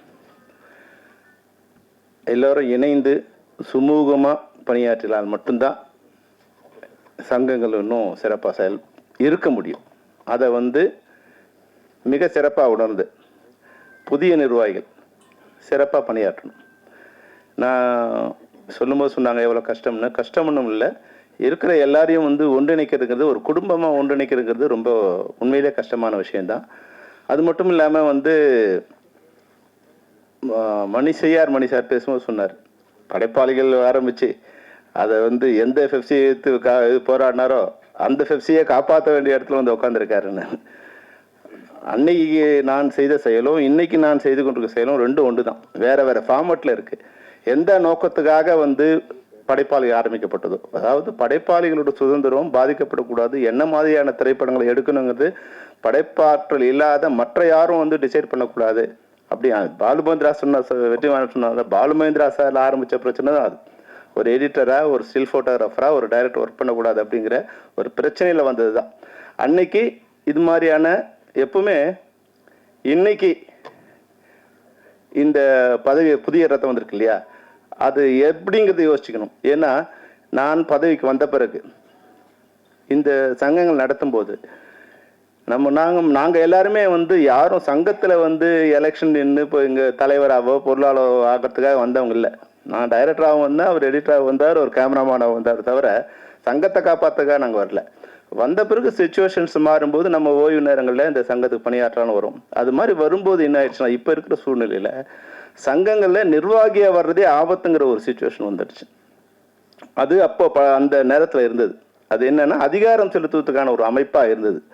இப்போ நான் பெப்சிக்கு தலைவர் ஆன பிறகு ஒரு யூனியனும் ஒரு சங்கத்தையும் நேரடியாக அழைச்சி எந்த அராஜகத்தால் இல்லை எந்த மீறுதலால் யாரெல்லாம் நமக்கு எதிரியாராங்க, யாரோ ஒருத்தர் பண்ணுறதுக்கு யாரோ ஒருத்தர் பண்ணும்போது அது மொத்தமாக பெப்சி அராஜகம் இல்லை டைரக்டர்ஸ் யூனியன் அராஜகம் இல்லை ஃபைட்டர்ஸ் யூனியன் அராஜகம் அது மாதிரி மாறிடுது. அப்போ இந்த சுயமான சுய ஒழுக்கத்தை முதல்ல நம்ம கடைபிடிக்கணும். படப்பிடிப்புகளில் சுய ஒழுக்கம் இருக்கணும், கட்டுப்பாடு இருக்கணும். எடுத்ததுக்கெல்லாம் வன்முறையோ இல்லை தன் பணப்போக்கின போக்குள்ளேயே செயல்படக்கூடாதுங்கிறது முதல்ல அதை செயல்படுத்தி என்ன நோக்கத்துக்காக நான் படைப்பாளியை நாங்கள் ஆரம்பித்தோமோ அந்த நோக்கத்தை இப்போ நிறைவேற்றிக்கிட்டு இருக்கோம். இன்னைக்கு திரைப்படத்துறையில் இருக்கிற பெப்சி இதில் இருக்கிற எல்லா சங்கங்களும் சுய ஒழுக்கத்தோடும் சுய கட்டுப்பாடும் எந்த விதமான பிரச்சனையாக இருந்தாலும் அதை பேசி தீர்த்து கொள்ள வேண்டுமே தவிர படப்பிடிப்பை நிறுத்துவது, படப்பிடிப்பில் தகராறு பண்ணுறது, இது மாதிரி எந்த விதமான பிரச்சனை இருக்கக்கூடாதுன்னு இந்த கடந்த 5 வருடங்களாக போராடி 7 வருடங்களில் போராடி கடந்த 3 வருடங்களாக அந்த பிரச்சனை சுமூகமாக இருந்துகிட்டு. இப்போ எந்த விதமான பிரச்சனையும் தயாரிப்பாளர்களுக்கோ இல்லை திரைப்படத்துறையை சேர்ந்த தொழிலாளர்களுக்கோ இல்லாத ஒரு சூழ்நிலை. இது உருவாக்குறதுங்கிறது சாதாரணமான விஷயம் இல்லை. தினமும் அவர்களுக்கு நிர்வாகிகளை அழைச்சி நிர்வாகிகளை பேசி நம்ம எப்படி இருக்கணும், என்ன மாதிரியா இருக்கணும். இன்னைக்கு இருக்கிற காலகட்டத்தில் முன்னாடிங்கிறது நமக்கு ஆல்டர்னேட்டிவ் கிடையாது. இன்னைக்கு எப்போ டிஜிட்டல் யுகம் மாறுச்சோ அப்போ யார் வேணாலும் படம் பண்ணலாம், யார் வேணாலும் படம் பண்ண முடியும் அப்படிங்கிறத எல்லாருக்கும் புரிய வச்சு நம்ம இன்னைக்கு தொழில்துறையில் நம்ம மட்டும்தான் இருக்கிறதுக்கு காரணம் நம்மளுடைய டெக்னிக்கல் எக்ஸலன்ஸ். நம்மள மாதிரி டெக்னிக்கல் எக்ஸலன்ஸ் உள்ளவங்க வெளியே இல்லை. அதனால நம்ம இன்னும் பண்ணிக்கிட்டு இருக்கோம். அப்போ இந்த டெக்னிக்கல் எக்ஸலன்ஸ் எல்லாரும் அப்டேட் பண்ணிக்கணும் அப்படிங்கிற ஒரு சுய ஒழுக்கத்தையும் தொழில் வளத்தையும் எல்லா சங்கங்களுக்கும் நாங்கள் பண்ணணுங்கிறதுல சொல்லிட்டு இருக்கோம். அதை சிறப்பாக செஞ்சுட்டு இருக்கோம். இதில் சில பிரச்சனைகள் வரத்தான் செய்து நான் இல்லைன்னு சொல்லலை. அதுபோல் இப்போ மணி சார் சொல்லும்போது இவர் வெற்றிமாறனும் யார் பேசினா முன்னாடி இளவரசன் பேசும்போது சொன்ன விஷயம் உண்மையில நல்ல விஷயம் என்னன்னா, பொதுவாக ஒரு பதவி ஏற்புனா தோல்வி அடைஞ்சவங்க அந்த பதவிக்கு வரமாட்டாங்க, பதவி ஏற்பு கூட வரமாட்டாங்க. அவ்வளோ ரைவல்ரி இருக்கும். ஆனால் இந்த சங்கத்தில் உண்மையாகவே ஒரு சந்தோஷமான விஷயம் என்னன்னா, உமா சங்கர் பாபும் அசோக் மேத்தாவும் இங்கே இந்த பதவி ஏற்றுக்கு அவங்க உட்காந்து இந்த மேடையில் இருக்காங்கன்னா இந்த மாற்றத்தை உருவாக்கியது நான் தான். அந்த தான் எனக்கு சந்தோஷம். வெற்றி தோல்வி இதெல்லாம் விஷயம் இல்லை. புதுசாக வந்திருக்காங்க. இதே மாற்றம் எங்கள் யூனியனில் நடந்தது. இப்போ அமீர் சேரன் இவங்கெல்லாம் ஒரு 10 வருஷத்துக்கு முன்னாடி புதுசாக வரணும்னு நினச்சாங்க. ஆனால் இதை எனக்கு தெரிஞ்சிருந்தா நான் உடனே அசோக் மேத்தா கூப்பிட்டு சொல்லுவேன், வித்ரா பண்ணி. ஏன்னா இன்னைக்கு மேடையில் இவ்வளோ டைரக்டருக்கு காரணமே வெற்றி பெற்ற எல்லா எடிட்டர்ஸும் இன்னைக்கு மார்க்கெட்டில் இருக்காங்க. அவங்க வந்து படம் பண்ணிட்டு இருக்காங்க. எல்லா டைரக்டர்ஸும் கனெக்ஷன் இருக்காங்க. ஸோ அவங்க எல்லாருமே கொண்டு வந்து இன்னைக்கு அவங்க டைரக்டர் உட்கார வச்சுட்டாங்க. அப்போது யங் பிளட் வரும்போது நீங்கள் கூட வித்ரா பண்ணியிருக்கலாம்னு கூட நான் சொல்லியிருப்பேன். நிச்சயமாக எலெக்ஷன் நடந்ததும் தெரியாது.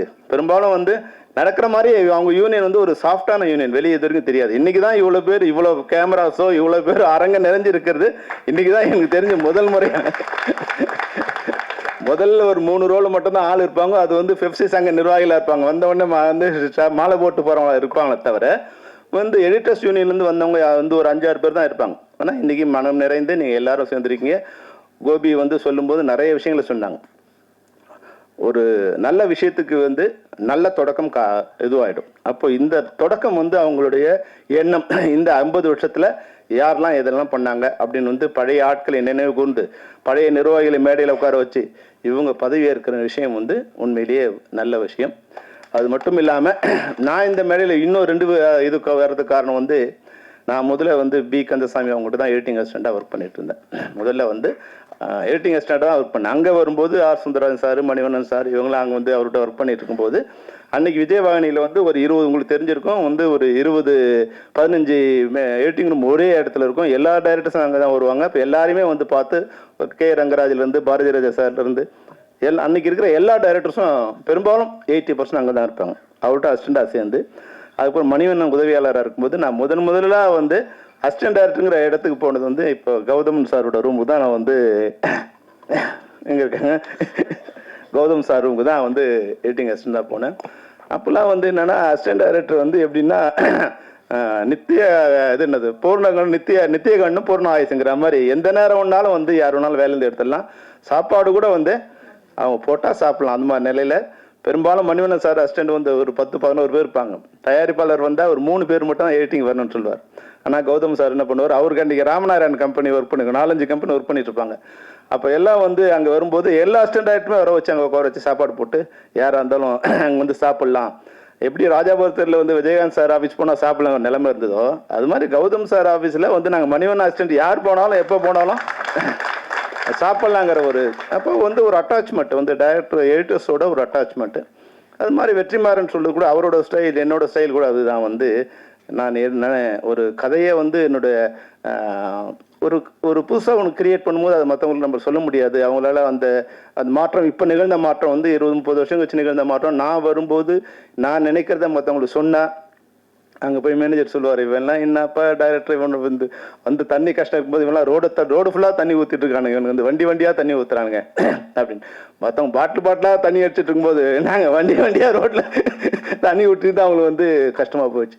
நம்ம வந்து இன்னொரு சொன்னோம் சார், ஒரு ஷார்ட் எடுக்கணும்னு நினச்சேன். அதாவது வந்து என்னென்னா நைட் எஃபெக்டில் ராஜாஜி ஹாலில் ஒரு பிளாக் அண்ட் ஒயிட்டில் ஒரு ஷார்ட் வேணும். அதுக்கு வந்து அந்த லைட் பண்ணால் ப்ரௌன் அண்ட் ஒயிட்டாக தான் வருது தவிர பிளாக் அண்ட் ஒயிட்டாக வரல. ப்ளீச் அவுட் ஆனால் ஃபுல்லாக ஒயிட் ஆகிடுது. அப்போ வந்து ஒரு ஐடியா பண்ணி என்ன பண்ணோம், அந்த ஸ்டெப்ஸோட முனையில் மட்டும் வந்து ஒரு ஒயிட் வாஷ் சுண்ணாம்பு வச்சு இது பண்ணால் லைட் பண்ணும்போது இது ஒயிட்டு அது பிளாக் அண்ட் நல்லா தெரியுங்கிறதுக்காக நான் வந்து ஆர்ட் டைரக்டர்கிட்ட சொல்லி சார் கொஞ்சம் இது மட்டும் வந்து நைட் ஷூட்டிங்கு வந்து இது பெயிண்ட் பண்ணி கொடுங்க அப்படின்னு. உடனே அவர் போனார் ரவுத்தர் ஃபிலிம்ஸில். அப்போ இவங்களை வச்சா விஜயகாந்த் இப்போவே மதுரைக்கு போக வேண்டியதான்ப்பா, கவர்மெண்டாலேயே ராஜாஜாலுக்கு வந்து சுண்ணாம்பு அடிக்க முடியல, இவங்க ராஜாஜாலுக்கே சுண்ணாம்பு அடிக்க சொல்கிறாங்க. இப்போ இதையெல்லாம் மீறி தான் வரணும். இதையெல்லாம் மீறி வரும்போது அன்னைக்கு நல்ல வேலையாக நான் வந்து என்னோட ஒர்க் பண்ண என்னோட சீனியர் வந்து எடிட்டிங் அசிஸ்டண்ட்டாக இவர் எடிட்டராக இருந்ததால் ஜெயச்சந்திரன் எடிட்டராக இருந்ததால் அவங்க கொஞ்சம் காப்பாற்றி நம்ம எடுக்கிற விஷயங்களை வந்து தயாரிப்பாளர் காமிக்காமல் ஏதாவது தப்பாக இருந்தால் கூட அது நமக்கு நாமே இது வச்சு அப்போ புதிய டைரக்டர்களை வந்து காப்பாற்றுறது வந்து முதல்ல எடிட்டர்ஸ் தான் முதல்ல காப்பாற்று. அதனால் அந்த வகையில் எடிட்டர்ஸோட எனக்கு வந்து ஒரு நல்ல அட்டாச்மெண்ட். அப்போ அவங்களோட அந்த உறவு வந்து தொடர்ந்து பயணிச்சுட்டே இருக்கு. ஆனால் இப்போ வரும்போது என்ன ஒரு ப்ராப்ளம் இருக்குன்னா, அப்போ வந்து எடிட்டிங் ரூம் வந்து ஒரு குடும்பமாக இருந்தது. எடிட்டிங் ரூமில் director assistant camera sorry editor assistants ஒரு 10 பேர் எப்பவுமே இருப்போம். அப்போ ஒரு எப்படி நம்ம கண்ணு முன்னாடி ஃபிசிக்கலாக வந்து ஒரு ஃபிலிமை வந்து கட் பண்ணி எப்படி எடிட்டர் எங்கே கட் பண்ணுறாரு எங்கே ஒட்டுறாரு, அப்போ டைரக்டருக்கும் எடிட்டருக்குமான ரிலேஷன்ஷிப் என்ன. சமயத்தில் வந்து டைரக்டர் அப்போ வந்து பெரும்பாலும் வந்து நைட்டில் தான் மணிவண்ணன் சார் வந்து ஒர்க் பண்ண வருவார். அவர் ஃபுல் டயர்டாக இருப்பார். அப்போ என்ன பண்ணுவார்னா அவர் நினச்சி கட் சொல்கிறதுக்குள்ளே அவர் கொஞ்சம் டைம் ஆகும். மார்க் அப்போ வந்து சீன் பேக்கில் மூவி வேலை தான் மார்க் பண்ணணும். மார்க் பண்ணால் கையை வச்சார்னா ஒரு 4 ஃப்ரேம் ஓடிடும். அப்போ வச்சுட்டு கட் பண்ணி மார்க் பண்ணும். அவர் கட் பண்ண இடத்துல மார்க் பண்ண இடத்துல கட் பண்ணி மறுநாள் காமிச்சா எடிட்டர் திட்டுவார், என்ன கௌதமன் நான் சொன்ன மாதிரி நீ கட் பண்ணலையே லூஸாக இருக்கேன்னு. அப்போது அதுலேருந்து என்ன பண்ணுவார் கௌதம் சார் என்ன பண்ணுவார்னா, அவர் கட் பண்ண சொன்னால் கட் பண்ண மார்க் ஒன்று வச்சுப்பார், அவரோட மார்க் ஒன்று வச்சுப்பார். கட் பண்ணதுலேருந்து ஒரு 8 அடி முன்னாடியோ பின்னாடியோ அவர் இங்கே ஃப்ரேமை பார்க்கறத விட மணிவண்ண மூஞ்சியே பார்த்துட்டு இருப்பார். அவர் எங்கே கட் பண்ண நினைக்கிறாருங்கிறத முதல்ல அவர் பார்த்துருவார். டக்குன்னு அந்த ஃப்ரேம் மார்க் பண்ணிக்கிட்டு மறுநாள் வந்து அவர் கொடுத்த மார்க்கிங்லேயே அந்த கட்டிங் இருக்காது, இவர் ஒரு கட் பண்ணி அதை காமிப்பார். அப்போ பார்ப்பார், இப்போ எப்படி இருக்கு கௌதமன் நான் சொன்ன மாதிரி இருக்குல்ல. அப்போ ஒரு எடிட்டர் வந்து மார்க்கிங் மட்டும் இல்லை, டைரக்டரோட ரியாக்ஷன் அவங்க ஃபேஸ் வச்சு எங்கே கட் பண்ண நினைக்கிறாங்க, அவங்களுக்கு என்ன தேவைப்படுதுங்கிறத கூட அவங்க வந்து கூர்ந்து கவனிச்சது. அப்படி ஒரு காலகட்டம் இருந்தது. இப்போ என்னென்னா ஒரு ஃபிசிக்கலாக நிறைய பேரை நான் சொல்லலை, நான் பார்த்த வகையில் சொல்லும்போது ஆன் ஸ்பாட் ஒர்க் பண்ணுற எடிட்டிங்கிறது வந்து ஜஸ்ட்டு அது வந்து ஒரு அசம்பிளிங், என்ன ஷாட் வேணும் என்ன எப்படி வேணுங்கிறது ஒரு அசம்பிளிங்கை தவிர அது வந்து ஒரு உயிர் கொடுக்குற ஒரு இதுவாக இருக்காது. டைரக்டர் வந்து எதாவது மிஸ் ஆக ஷாட் எடுக்கணும், இல்லை வந்து ஃப்ரேம் வைக்கும்போது அதில் வந்து சிஜி பண்ணுறதுக்கு உண்டான வந்து மார்க்கிங் பண்ண ஒரு இதுவாக இருக்கணும் தவிர அந்த ஷார்ட்டை வந்து எடிட்டிங் ரூம் வந்து எடிட்டரும் டைரக்டரும் உட்காந்து ரஷ்ஷை பார்த்து என்ன மாதிரி வேணும் அப்படிங்கிறது எடிட் பண்ணால் இன்னும் கொஞ்சம் உயிரோட்டமாக இருக்குங்கிறது என்னோட கருத்து. ஆனால் வந்து நீ சும்மா பழைய புராணம் பாடாதன்னு மற்றவங்க நினைக்கலாம். ஆனால் படங்கள் பார்க்கும்போது எனக்கு தோணும், இது மாதிரி வந்து படங்கள் பார்க்கும்போது இன்னும் கொஞ்சம் இது உயிரோட்டமாக இருந்தால் நல்லா இருக்கும். அப்போ எடிட்டருங்கிறவங்க வந்து சும்மா வந்து கட் பண்ணி ஓட்டுறவங்க கிடையாது எடிட்டர். அவங்க வந்து அதை வந்து ஒரு பிரம்மன் மாதிரி அந்த வந்து அதை ஒரு உயிர் கொடுக்க வேண்டிய ஒரு கட்டாயத்தில் இருக்காங்க. ஒரு அந்த ஃபிலிம் ஷார்ட்டுங்கிறது வந்து வெறும் செங்கல் தான், வெறும் செங்கல் அடுக்கிறவன் வந்து மேஸ்திரி. அதில் வந்து சிற்பமாவோ இல்லை வந்து ஒரு கட்டிடமாவோ கட்டுறோம்னா ஒரு கலைஞன். அப்போ எடிட்டர் வந்து ஒரு அடுக்கிற மேஸ்திரியாக இல்லாமல் வந்து அது கட்டுற கலைஞனாக இருக்கிற படங்கள் பார்த்தீங்கன்னா சாதாரண படங்கள் கூட மிக பிரம்மாண்டமாக வந்து அதை உருவாகி நல்லமாக இருக்குது. அப்போது நீங்கள் இப்போ எடிட்டர்ஸோட இப்போ கோபி வந்து சொன்ன விஷயங்களில் இந்த விஷயங்கள் எல்லாம் ஓகே. ஆனால் இப்போ நான் எது வந்து லேக்கிங்காக இருக்குன்னு நினச்சா, ஒன்று மெம்பர்ஸ் ஒர்க் பண்ணணும். மெம்பர்ஸ் ஒர்க் பண்ணுறது வந்து டைட் பண்ணணும். இப்போ ஒரு சில விஷயம் கோபிக்கு தெரியணும், மற்ற நிர்வாகிகளுக்கு கூட தெரியணும். என்னென்னா இன்னைக்கு முன்னாடி இப்போ இளவரசன் சொல்லும்போது சொன்னார், முன்னாடி வந்து நாங்கள் என்ன பண்ணோம்னா யூனியன்ஸுக்கு பணம் வரலைன்னா மற்ற யூனியன்ஸுக்கு பணம் வரலைன்னா எடிட்டிங்கில் சொல்லி எடிட்டிங் நிறுத்துவோம். ஆனால் இப்போ எடிட்டிங் எங்கே நடக்குதுன்னே எங்களுக்கு தெரியல. ஸ்பாட்டில் நடக்குதா இல்லை வீட்டில் நடக்குதா எங்கே நடக்குதுன்னு தெரியல. ஒரு 4-5 காப்பி இருக்குது, இங்கே போய் நிறுத்தினா இன்னொரு இடத்துல எடிட்டிங் நடக்குது, வேறு இடத்துல எடிட்டிங் நடக்குது. அந்த எடிட்டர் நம்மளா இருக்காரான்னு கண்டுபிடிக்கிறதுக்குள்ளே லேட் ஆகிடுது. அந்த எடிட்டர் நம்மளா இருந்தால் கூட அவர் தன்னை காப்பாற்றிக்கிறதுக்கு வந்து அது கோஆப்ரேஷன் வந்து ரொம்ப கம்மியாக இருக்குது. இப்போ இருக்கிற நிர்வாகிகளுக்கு நாங்கள் வந்து ஒரு ப்ரெஷர் கொடுக்குறோம். ஏன்னா இப்போ 23 யூனியன் எப்படி ரன் ஆகுதுன்னா ஒருத்தரை நம்பி அப்போ ஒருத்தருக்கு பணம் வரலைங்கிற போது இது ஷூட்டிங் ஸ்பாட்டாக இருக்கும்போது டைரக்டருக்கு ஒரு ப்ரெஷர் கொடுக்குறோம், எடிட்டிங்காக இருக்கும்போது எடிட்டருக்கு ஒரு ப்ரெஷர் கொடுக்குறோம், ரீரெக்கார்டிங் நடக்கும்போது மியூசிஷியனுக்கு ஒரு ப்ரெஷர் கொடுக்குறோம். அது அப்போ அந்த இது வரும்போது தான் இந்த நம்ம அவங்களோட அதாவது வந்து அவங்களோட உழைத்த ஊதியம் கூட வாங்குறதுக்கு சில இடங்கள்லாம் கஷ்டமாக இருக்குது. அப்போ நம்ம வந்து ஒரு ஆர்கனைஸ் பண்ணுறோம். அப்போ ஆர்கனைஸ் பண்ணும்போது நம்ம மெம்பரே நமக்கு அகைன்ஸ்டாக கூட ஆகிற ஒரு சுச்சுவேஷன் வந்துடுது. அப்போ எடிட்டரை வந்து ஒரு ப்ரெஷர் கொடுத்தா அந்த எடிட்டர் வந்து கஷ்டப்படுறாரு.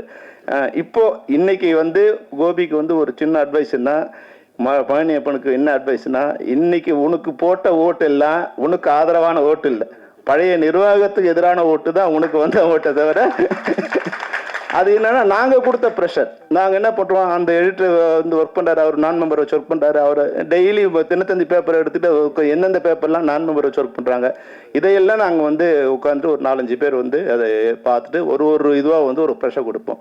அப்போ வந்து அவங்க இருக்கிற மெம்பர்ஸை நான் மெம்பர்ஸோட ஒர்க் பண்ணும்போது குறைஞ்சபட்சம் அவங்களுக்கு வந்து மெம்பர்ஸ் வச்சு ஒர்க் பண்ணுறதுக்கு உண்டான இன்ஸ்ட்ரக்ஷன் கொடுப்போம். அது அவங்களால பண்ண முடியாது.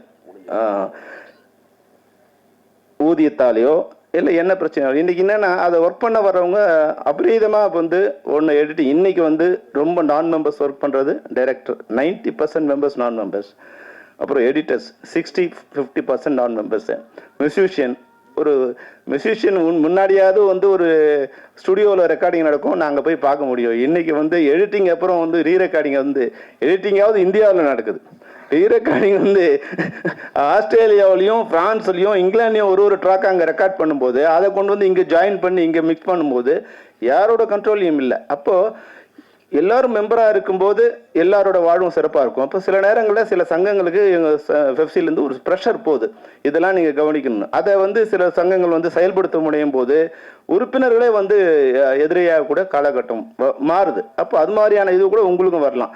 அப்போ எப்படி அந்த அணுகுமுறையில் ஒரு வேளை இப்போ என்ன கூட நான் ஷூட் பண்ணி கேப்டன் மோகன் ஷூட் பண்ணிட்டு இருக்கும்போது அப்போ பாலகிருஷ்ணன் ஒருத்தர் வந்தார். அவர் ஈசி மெம்பராக இருக்கார். ஷூட்டிங் நிறுத்தினார். என்ன இன்னும் மெம்பர் ஆகலை நீ? ஓ, நான் டிஎஃப்டி படிச்சிருந்தேன், இதுக்கே நான் இங்கே மெம்பர் ஆகுறது. அப்போ என்னன்னா வரும்போது ரப்சர் பண்ண வரும்போது நமக்கு ஒரு ஈகோ வந்துடுது, ஒரு கோவம் வருது. ஆனால் மறுநாள் சக்தி ஆர்சி சக்தி சார் வந்தார். தம்பி நீங்களாம் இப்போ படம் இப்போ சக்ஸஸாக இருக்குது, நீங்களாம் யூனியனில் இருந்தால் எங்களுக்கு மரியாதை, நீங்கள் இருக்கலாம் இல்லை. உடனே நான் அவர் மெம்பர் ஆகிட்டு லைஃப் மெம்பர் ஆகிட்டு அவர்கிட்ட பணம் கொடுத்தேன். சார் நான் இப்போ சொன்னேன், சார் தயவுசெய்து இது மாதிரி வர்றவங்க ஸ்பாட்டில் இந்த அராஜகம்லாம் இருக்கக்கூடாது சார். அவன் ஏதோ பெரிய இது மாதிரி எங்களை அராஜகம் பண்ணும்போது கோவம் வருது. அப்போ உங்களை மாதிரி அவங்ககிட்ட பிஹேவ் பண்ணியிருந்தான்னா நிச்சயமாக நான் அன்னைக்கே ஜாயின் ஆயிருப்பேன் சார். அதுதான் நான் என்ன மனநிலையில் இருந்தனோ அதுதான் இன்னைக்கு வர டைரக்டரோ இன்னைக்கு வர எடிட்டரோ எந்த டெக்னீஷியன் இருந்தாலும் அந்த மனநிலை இருப்பாங்க. அப்போ எங்கள் நிர்வாகிகள் கூட நான் என்ன சொல்கிறேன்னா, எந்த நேரத்தையும் அவங்கள போய் ஹராஸ் பண்ணுறதோ இல்லை அவங்களோட ஈகோ டச் பண்ணுற மாதிரி இல்லாமல் அவங்களுக்கு எக்ஸ்பிளைன் பண்ண சொல்லி சேர்ந்துருந்தா கூடி வாழ்ந்தா என்ன நன்மைங்கிறது முதல்ல அவங்களை எக்ஸ்பிளைன் பண்ண சொல்லி அதுக்கப்புறமா அவங்கள இருக்க சொல்கிறோம். ஆனால் என்ன பண்ணாலும் சில பேர் அதை எடுத்துக்கிறது இல்லை. அப்போ என்ன பண்ணுறது, சாம பேத தான தண்டத்துக்கு வரும்போது சில நேரங்களில் மேலே கோவம் வருது. ஆனாலும் அந்த பொசிஷன் அது மாதிரி இருக்கும்போது அது நம்ம மாற்ற முடியாது. வந்திருக்க நிர்வாகிகள் நீங்கள் அந்த இதில் படிக்கும்போது பழசையும் நினைவு கூர்ந்தீங்க, புதிய விஷயங்கள் ரொம்ப நல்ல விஷயங்களை சொன்னீங்க. நீங்கள் எல்லாரும் ஒன்று சேர்ந்து பழைய குப்பையெல்லாம் கிளறிட்டு இருந்தால் அதுக்குள்ளே 2 வருஷம் முடிஞ்சிடும். இன்றைக்கி தொடங்குனீங்கன்னா இன்னையிலேருந்து உங்களுடைய அந்த வாக்குறுதியில் நிறைவேற்றத்துக்கான என்ன விஷயம் அப்படிங்கிறத சீர்தூக்கி அதை சிறப்பாக செய்ய வேண்டும். உங்களுக்கு சம்மேளனம் அனைத்து வகைகளும் உதவிகரமாக இருக்கும். நீங்களும் சம்மேளனத்துக்கு உதவிகரமாக இருக்க வேண்டும் என்று கூறி விடைபெறுகிறேன். நன்றி, வணக்கம். நன்றி சார். அடுத்ததாக நான் பேசாடி விட்டு போட்டேன், என்னை பேச கூப்பிடல, நான் கிளம்பிட்டே இருப்பேன். இந்த ஃபங்க்ஷன் 2 மணிக்கு ஆரம்பிச்சிருக்க வேண்டியது, 2 மணிக்கு தான் முடிய போகுது. ரெடியாக இருங்க. எடிட்டர் யூனியன் ஃபங்க்ஷன் வந்தால் கரெக்டாக ஷார்ப்பாக எடிட் பண்ணி பேசணும் இல்லையா? அந்த சென்ஸே இல்லாமல் எல்லாரும் பேசிட்டு இருக்காங்க. என்னங்கடா சிக்கல் இது? இப்போ அமீர் எவ்வளோ நேரத்துக்கு முன்னாடி வந்தார். அதனால நான் ரொம்ப ஷார்ப்பாக, ஒரு டைரக்டர் தான் ஃபர்ஸ்ட் எடிட்டராக இருக்கணும். நான் இதுவரையிலும் எல்லாரும் எடிட்டர்களை போடுறாங்க, நான் உங்களை தப்பு சொல்ல. ஃபஸ்ட்டு ஒரு டைரக்டர்ன்றவன் தான் எடிட்டிங் சென்ஸோட படம் எடுக்கணும். அப்படி எடுத்துட்டா எடிட்டருக்கு ஜாஸ்தி வேலை இல்லை. அப்புறம் ஒரு எடிட்டர்ன்றவன் ஒரு கிரியேட்டிவாக திங்க் பண்ணக்கூடிய ஆளாக இருக்கணும். ஒரு கதைன்னா என்ன, இந்த டைரக்டரோட கதையை ஒன்லைனை சீன்ஸை முதல்ல கேட்டுக்கணும். எத்தனை எடிட்டருக்கு கதை தெரியுது? இது நிறைய விஷயங்கள் இருக்குது. பேசினா நான் அப்புறம் யாருமே எடிட் பண்ண முடியாது, ரொம்ப நேரமாக பேச. ஆமாம், நீ ஒரு மேட்ரை போட்டியே. நான் முதல்ல திரைப்பட கல்லூரியில் படிக்கும்போது செகண்ட் இயரில் எனக்கு மூமேத்தா சார் எனக்கு வாத்தியார், கவிஞர் மூமேத்தா. அவர் நீ என்ன டெய்லியுமா உங்களுக்கு ஷூட்டிங் இல்லை, 300 அடி எடுக்கிறது தான் செகண்ட் இயரில் வேலை. ஒரு 3 தடவை 300 அடி எடுப்போம். அது வரையிலும் வேலையே இல்லை சார். அப்படின்னா வா, நான் இன்னொருத்தர்கிட்ட சேர்த்து விட்றேன்ட்டு கொண்டு போய் எடிட்டர் வெள்ளைச்சாமி சார்கிட்ட சேர்த்து விட்டார். அந்த மனுஷன் ஒரு வாரத்துக்கு 4 படம் எடிட் பண்ணுவார். அவர் தூங்கி நான் பார்த்ததே இல்லை. ஒரு வெத்தலை பாக்க போட்டு அந்த பீடாவை போட்டு அப்படின்ட்டு வெடிய ஓட்டி நிறுத்துவார். அதாவது அந்த ஸ்டீன்பெக் கூட இல்லை, அதுக்கு முன்னாடி அம்மம்மா அந்த கையெல்லாம் பார்த்தீங்களா, அந்த விரலெல்லாம் அப்படியே காப்பு காய்ச்சிரும், அப்படியே மரன்னு இருக்கும். எடிட்டர்ன்றது எவ்வளவு கஷ்டமான வேலையாக இருந்தது, இன்னைக்கு எவ்வளவு சிம்பிள் ஆயிடுச்சு. இன்னைக்கு விரல் நுனியில் வந்துடுச்சு. அப்போ அவ்வளவு கஷ்டமாக இருக்கும்போது எடிட்டர்ஸ் வேர் டேலண்டட். இன்னைக்கு இவ்வளவு ஈஸியாக இருக்கும்போது எடிட்டர்ஸ் எல்லாத்தையும் சொல்லலை, நிறைய பேருக்கு எடிட்டிங் தெரிய மாட்டேங்குது. சும்மா உங்களை புகழ்ந்துக்கிட்டே இருக்கிறதுக்கெல்லாம் நம்ம இங்கே உட்காந்துட்டு இருக்கக்கூடாது. ஏதோ தேவையானி ஒரு பிட்டை போட்டு அவங்க எடிட்டருக்கு தான் முதல்ல அப்படின்னு சொன்னதுக்கு நான் வந்து இல்லை இல்லை அவங்க வந்து அவங்க வீட்டுக்காரர் எவ்வளோ ஈஸியாக விட்டு கொடுத்துட்டாரு பாருங்க. அவர் ஒரு எவ்வளோ பெரிய டைரக்டரு ராஜகுமார்னு, இவ்வளோ நல்ல நல்ல மனிதர். அவரை விட்டுட்டு எடிட்டர் தான் வந்து முதல்ல நீங்க மேடையை தரணும். என்னங்க அது? ஐயோ அதெல்லாம் இருக்கு. ஹார்ட் ஆகுது, பீட் ஆகுது ஃபர்ஸ்ட்.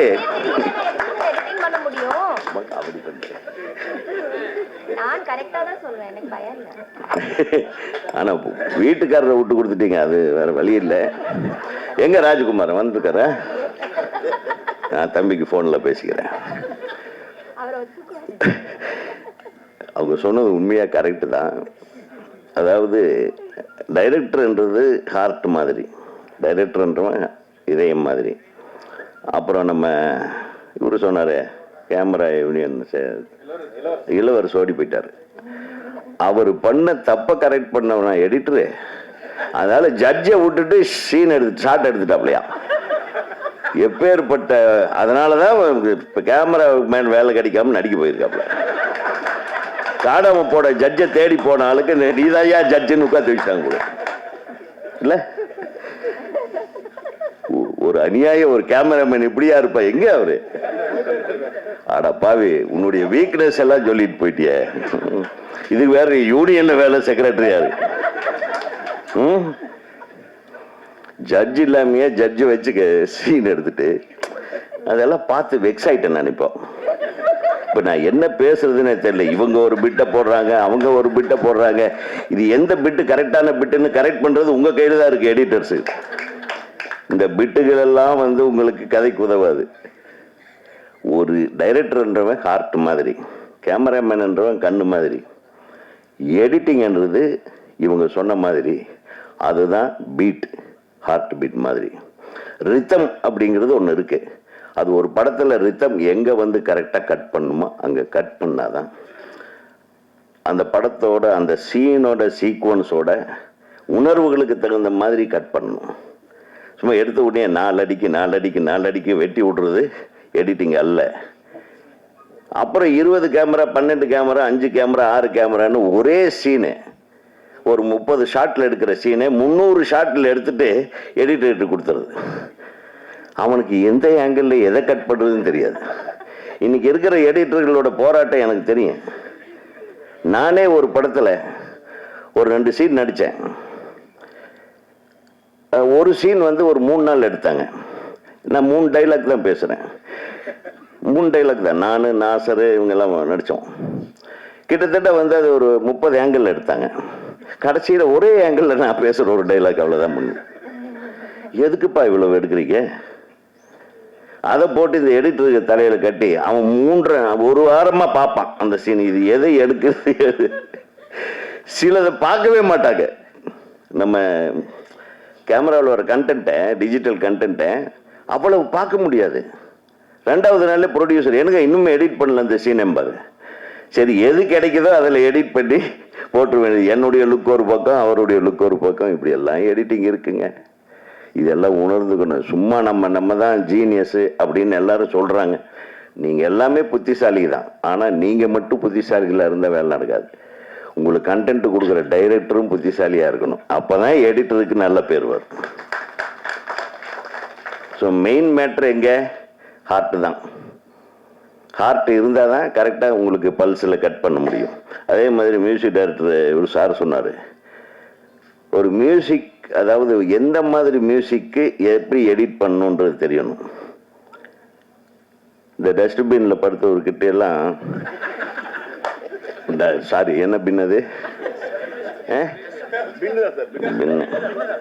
அந்த பின்னு உண்மையிலும் நான் அந்த பின்னுகிட்ட ஒரு மாதிரி ஸ்மெல் வரும். ஏன்னா அந்த ஃபிலிமை கட் பண்ணி உள்ளே போட்டு அந்த துணியே ஒரு மாதிரி கெமிக்கல் வாசம் வரும். அதுக்குள்ளேயே ஒரு மனுஷன் படுத்திருக்காங்க. அந்த கெமிக்கல் வாசம். நான் எடிட்டர் வெளிச்சாமி சார் ரூம்ல தான் அதெல்லாம் இல்ல அந்த ஸ்மெல்லையும் படுத்துட்டு வந்ததுனாலதான் இவர் இன்னைக்கு மணக்கிறார், நடிக்கிறார். இன்னைக்கு ஒரு படத்துல நடிச்சு ஒரு மிகப்பெரிய பேர் வாங்கிட்டு மெயின் ஹீரோவே தள்ளிட்டாங்க. இவரையே பேசிட்டு இருக்காங்க. இவரை பற்றியே பேசிட்டு இருக்காங்க. அவருக்கு என்ன உருட்டு, அப்பா என்ன ஸ்பீச்சியா, நீ அரசியலுக்கு போயிருக்க வேண்டிய ஆளு, சினிமாவுக்கு வந்துட்ட. நீ அது கூட ட்ரை பண்ணல, வேற ஏதாச்சும் ஒரு பின்னு கிடைச்சா, பொலிட்டிக்கல் பின் கிடைச்சா ஒரு 4 நாள் படுத்து தூங்குனீங்கன்னா கரெக்ட் ஆயிடும். அழகா இருந்தது. நான் சொல்றது சும்மா காமெடிக்காக சொல்றேன். பிரமாதமா பேசினாங்க. அதுல இது ஒரு பொன்விழா ஆண்டுன்னு சொல்லி குறிப்பிட்டாங்க நம்ம தலைவர் பேசும்போது கோபி கிருஷ்ணா. உண்மையிலுமே பொன்விழா ஆண்டுக்கு உண்டான ஒரு இது ஸ்டார்ட் ஆயிருக்கு. அது ஒரு மிகப்பெரிய ஒரு நிகழ்ச்சியா பண்ணுங்க. நிகழ்ச்சியாக பண்ணி அதுக்கு நாங்கள் எங்கள் சப்போர்ட்டெல்லாம் திருப்பி இருக்கு. நீங்கள் இந்த அப்பார்ட்மெண்ட்டில் இருக்கீங்களா, அது ஒரு இண்டிவிஜுவல் பில்டிங் பண்ணுங்க பார்க்கலாம். அந்த மாதிரி ஏதாச்சும் ஒரு முடிவு எடுத்து, அப்புறம் ஏற்கனவே இருந்த அசோக் மேத்தா சரியில்லை, அவர் சரியில்லை, இவர் சரியில்லைன்னாலும் சொல்லாமல் அது அந்த இது விட்டு அவங்களையே ஒரு தலைவராக போட்டு அந்த குழுவுக்கு நீங்கள் தான் தலைவர்னு அவங்ககிட்ட வேலை வாங்குங்க. ஏன்னா அவங்களுக்கு நிறைய மேட்டர்கள் தெரியும். ஆக எல்லாரும் ஒற்றுமையாக இருந்து, செல்வமணி சொன்ன மாதிரி இன்னைக்கு சினிமான்றது ஒரு தனி மனிதன் கைக்கு போயிடுச்சு. அமைப்புகளால் இனிமேல் கண்ட்ரோல் பண்ண முடியாது cinema. Anybody can create anything. நானே ஒரு கேமரா வாங்கி, நானே 4 லைட் வாங்கி, நாலு பசங்களை ட்ரெயின் பண்ணி கூட்டிகிட்டு போய் படம் எடுக்கலாம். யாராலையும் நிறுத்த முடியாது. அதை மட்டும் உணர்ந்துக்குங்க. ஸோ நமக்கு தெரிஞ்ச தொழிலை அப்டேட் பண்ணிக்கங்க. செல்வமணி சார் சொன்ன மாதிரி இன்னைக்கு அதில் அழகான விஷயம் சொன்னாங்க. இவங்க ஒரு இன்ஸ்டியூட் ஆரம்பிக்கணும்னா இன்ஸ்டியூட் தேவையில்லை, நீங்களே ஒரு ஒர்க் ஷாப் பண்ணுங்கள். அப்டேட்டட் டெக்னாலஜிஸ் என்ன அது தெரிஞ்சவங்க அந்த உங்கள் குழுவிலேயே இருப்பாங்க. நல்ல டெக்னீஷியன்ஸை வச்சு, ஒரு கேமராமேனையும் கூட வச்சுக்கிட்டு, ஒரு டைரக்டரை கூட வச்சுட்டு, இது எதுக்கு கூட வச்சுக்கிறேன்னா தெரியாத டைரக்டர் தெரிஞ்சுக்கிடுவாங்கல்ல, அதுக்காக தான். ஆக நீங்களே ஒரு வீக்லி ஒன்ஸ் அல்லது மந்த்லி ஒன்ஸ் ஒரு 2 days ஒரு ஒர்க் ஷாப் மாதிரி வச்சு, what is new in editing அந்த மாதிரி நம்ம கற்றுக்கலாம். நிறைய புக்ஸ் வருது, நிறைய ஃபாரின் இப்போ தான் எல்லாம் நெட்லேயே வருது, எல்லாமே தெரிஞ்சுக்குங்க. டெஃபினட்டாக எனக்கு நான் எடிட்டராக ஒர்க் பண்ணது முதல்ல என்னுடைய படத்தை ஒர்க் பண்ணது ஜி ஜெயச்சந்திரன். அவர் இல்லை இன்னைக்கு. அவருடைய அப்பா கோவிந்தசாமி சார், அவர் ஒரு ஃபைனல் மார்க்கிங்க்கு வருவார், நெகட்டிவ் கட்டிங்க்கு. அதெல்லாம் நினச்சி பார்க்குறேன். எனக்கும் செல்வமணி சாருக்கெல்லாம் அவர் தான் எடிட்டரு. அதுக்கப்புறம் அனில் மல்நாட், அதுக்கப்புறம் பிஎஸ் நாகராஜன் ஒரு தம்பியை சின்ன கவுண்டர் படத்தில் இன்ட்ரடியூஸ் பண்ணேன். பெரும்பாலும் அதில் ஒர்க் பண்ணது சுபாஷ் தான். சுபாஷ் நைட்டெல்லாம் தூங்கவே மாட்டான். அவன் எப்போ பார்த்தாலும் சிரிச்சுட்டே இருப்பான், நைட்லேயும் சரி பகல்லையும் சரி. அப்புறம் கொஞ்ச நாள் கழிச்சு அந்த கண்ணு மூடாமையே போச்சு. அதுக்கு ட்ரீட்மெண்ட்டில் இருந்தான். ஏண்டாண்ணே தூக்கம் கெட்டு அப்படியே கண்ணு மூடவே மாட்டேங்குது சார்ண்ணா. உண்மையா அந்த மாதிரிலாம் சின்சியராக ஒர்க் பண்ணவங்க பசங்க நம்ம. அப்புறம் அவரு எங்களோட ஒரு படம் எடிட்டராக அவரை நான் அறிமுகப்படுத்தியிருக்கேன். நானே கொஞ்சம் எடிட்டிங்கில் ரொம்ப இன்ட்ரெஸ்ட் தான். என்னுடைய பாட்டு ஒன்று சொல்கிறேன். முத்துமணி மாலையில் உன்னை தொட்டு தொட்டு தாளாட்டன்னு சொல்லிட்டு ஒரு சைலண்ட் பீஸ் வரும். அதுக்கு ஒரு 4 ஷாட்டு ரித்தமில் கட் பண்ணி போட்டிருந்தோம். அதுக்கப்புறம் ஒரு 4-5 நாள் கழித்து பாலு மகேந்திரா சார் திரும்பி அவர் நான் வரும்போது எனக்கு ஒரு உதவி இங்கே வாங்க அப்படின்னா, என்ன சார் அப்படின்னு நான் கட்டிப்பிடிச்சி, என்னையா எடிட்டிங்கன்னு. சார் என்ன சார்ன்னு, அந்த சைலண்ட்டுக்கு போட்ட ஷாட்டு பாரு எக்ஸலண்ட் அப்படின்னு என்னை கட்டிப்பிடிச்சி. சார் நான் இல்லை சார், நான் சொன்னேன் இது ஒரு 4 சைலண்ட் கட் பண்ணுங்கடான்னு. பசங்க தான் பண்ணாங்க, நான் பெரிய அறிவாளி கிடையாது. பட் இருந்தாலும் அங்கே ஒரு இயக்குனரை தூக்கி நிறுத்துறது ஒரு எடிட்டர் தான் என்று சொல்லி நீங்கள் என்றும் வாழ்க. இன்று பதவியேற்றிருக்கும் பழனியப்பன், ரவிச்சந்திரன், கோபி கிருஷ்ணா, கௌதமன், சங்கர், கோபாலகிருஷ்ணன், சாபு, ஜோசப், எம் சங்கர் மற்றும் அனைத்து செயற்குழு உறுப்பினர்கள் வாழ்க வளமுடன், மிகச்சிறப்பாக செயல்படுங்கள் என்று கூறி வாழ்த்து சொல்லி தமிழ்நாடு திரைப்பட இயக்குநர்கள் சங்கத்தின் சார்பாக உங்களுக்கு நல்வாழ்த்துக்களை சொல்லி விடைபெறுகிறேன். வணக்கம். நன்றி சார். கொஞ்சம் சமாளிச்சாலும் அப்படி இப்படிமா கொஞ்சம் பேசி முடிச்சிங்க. Thank you sir.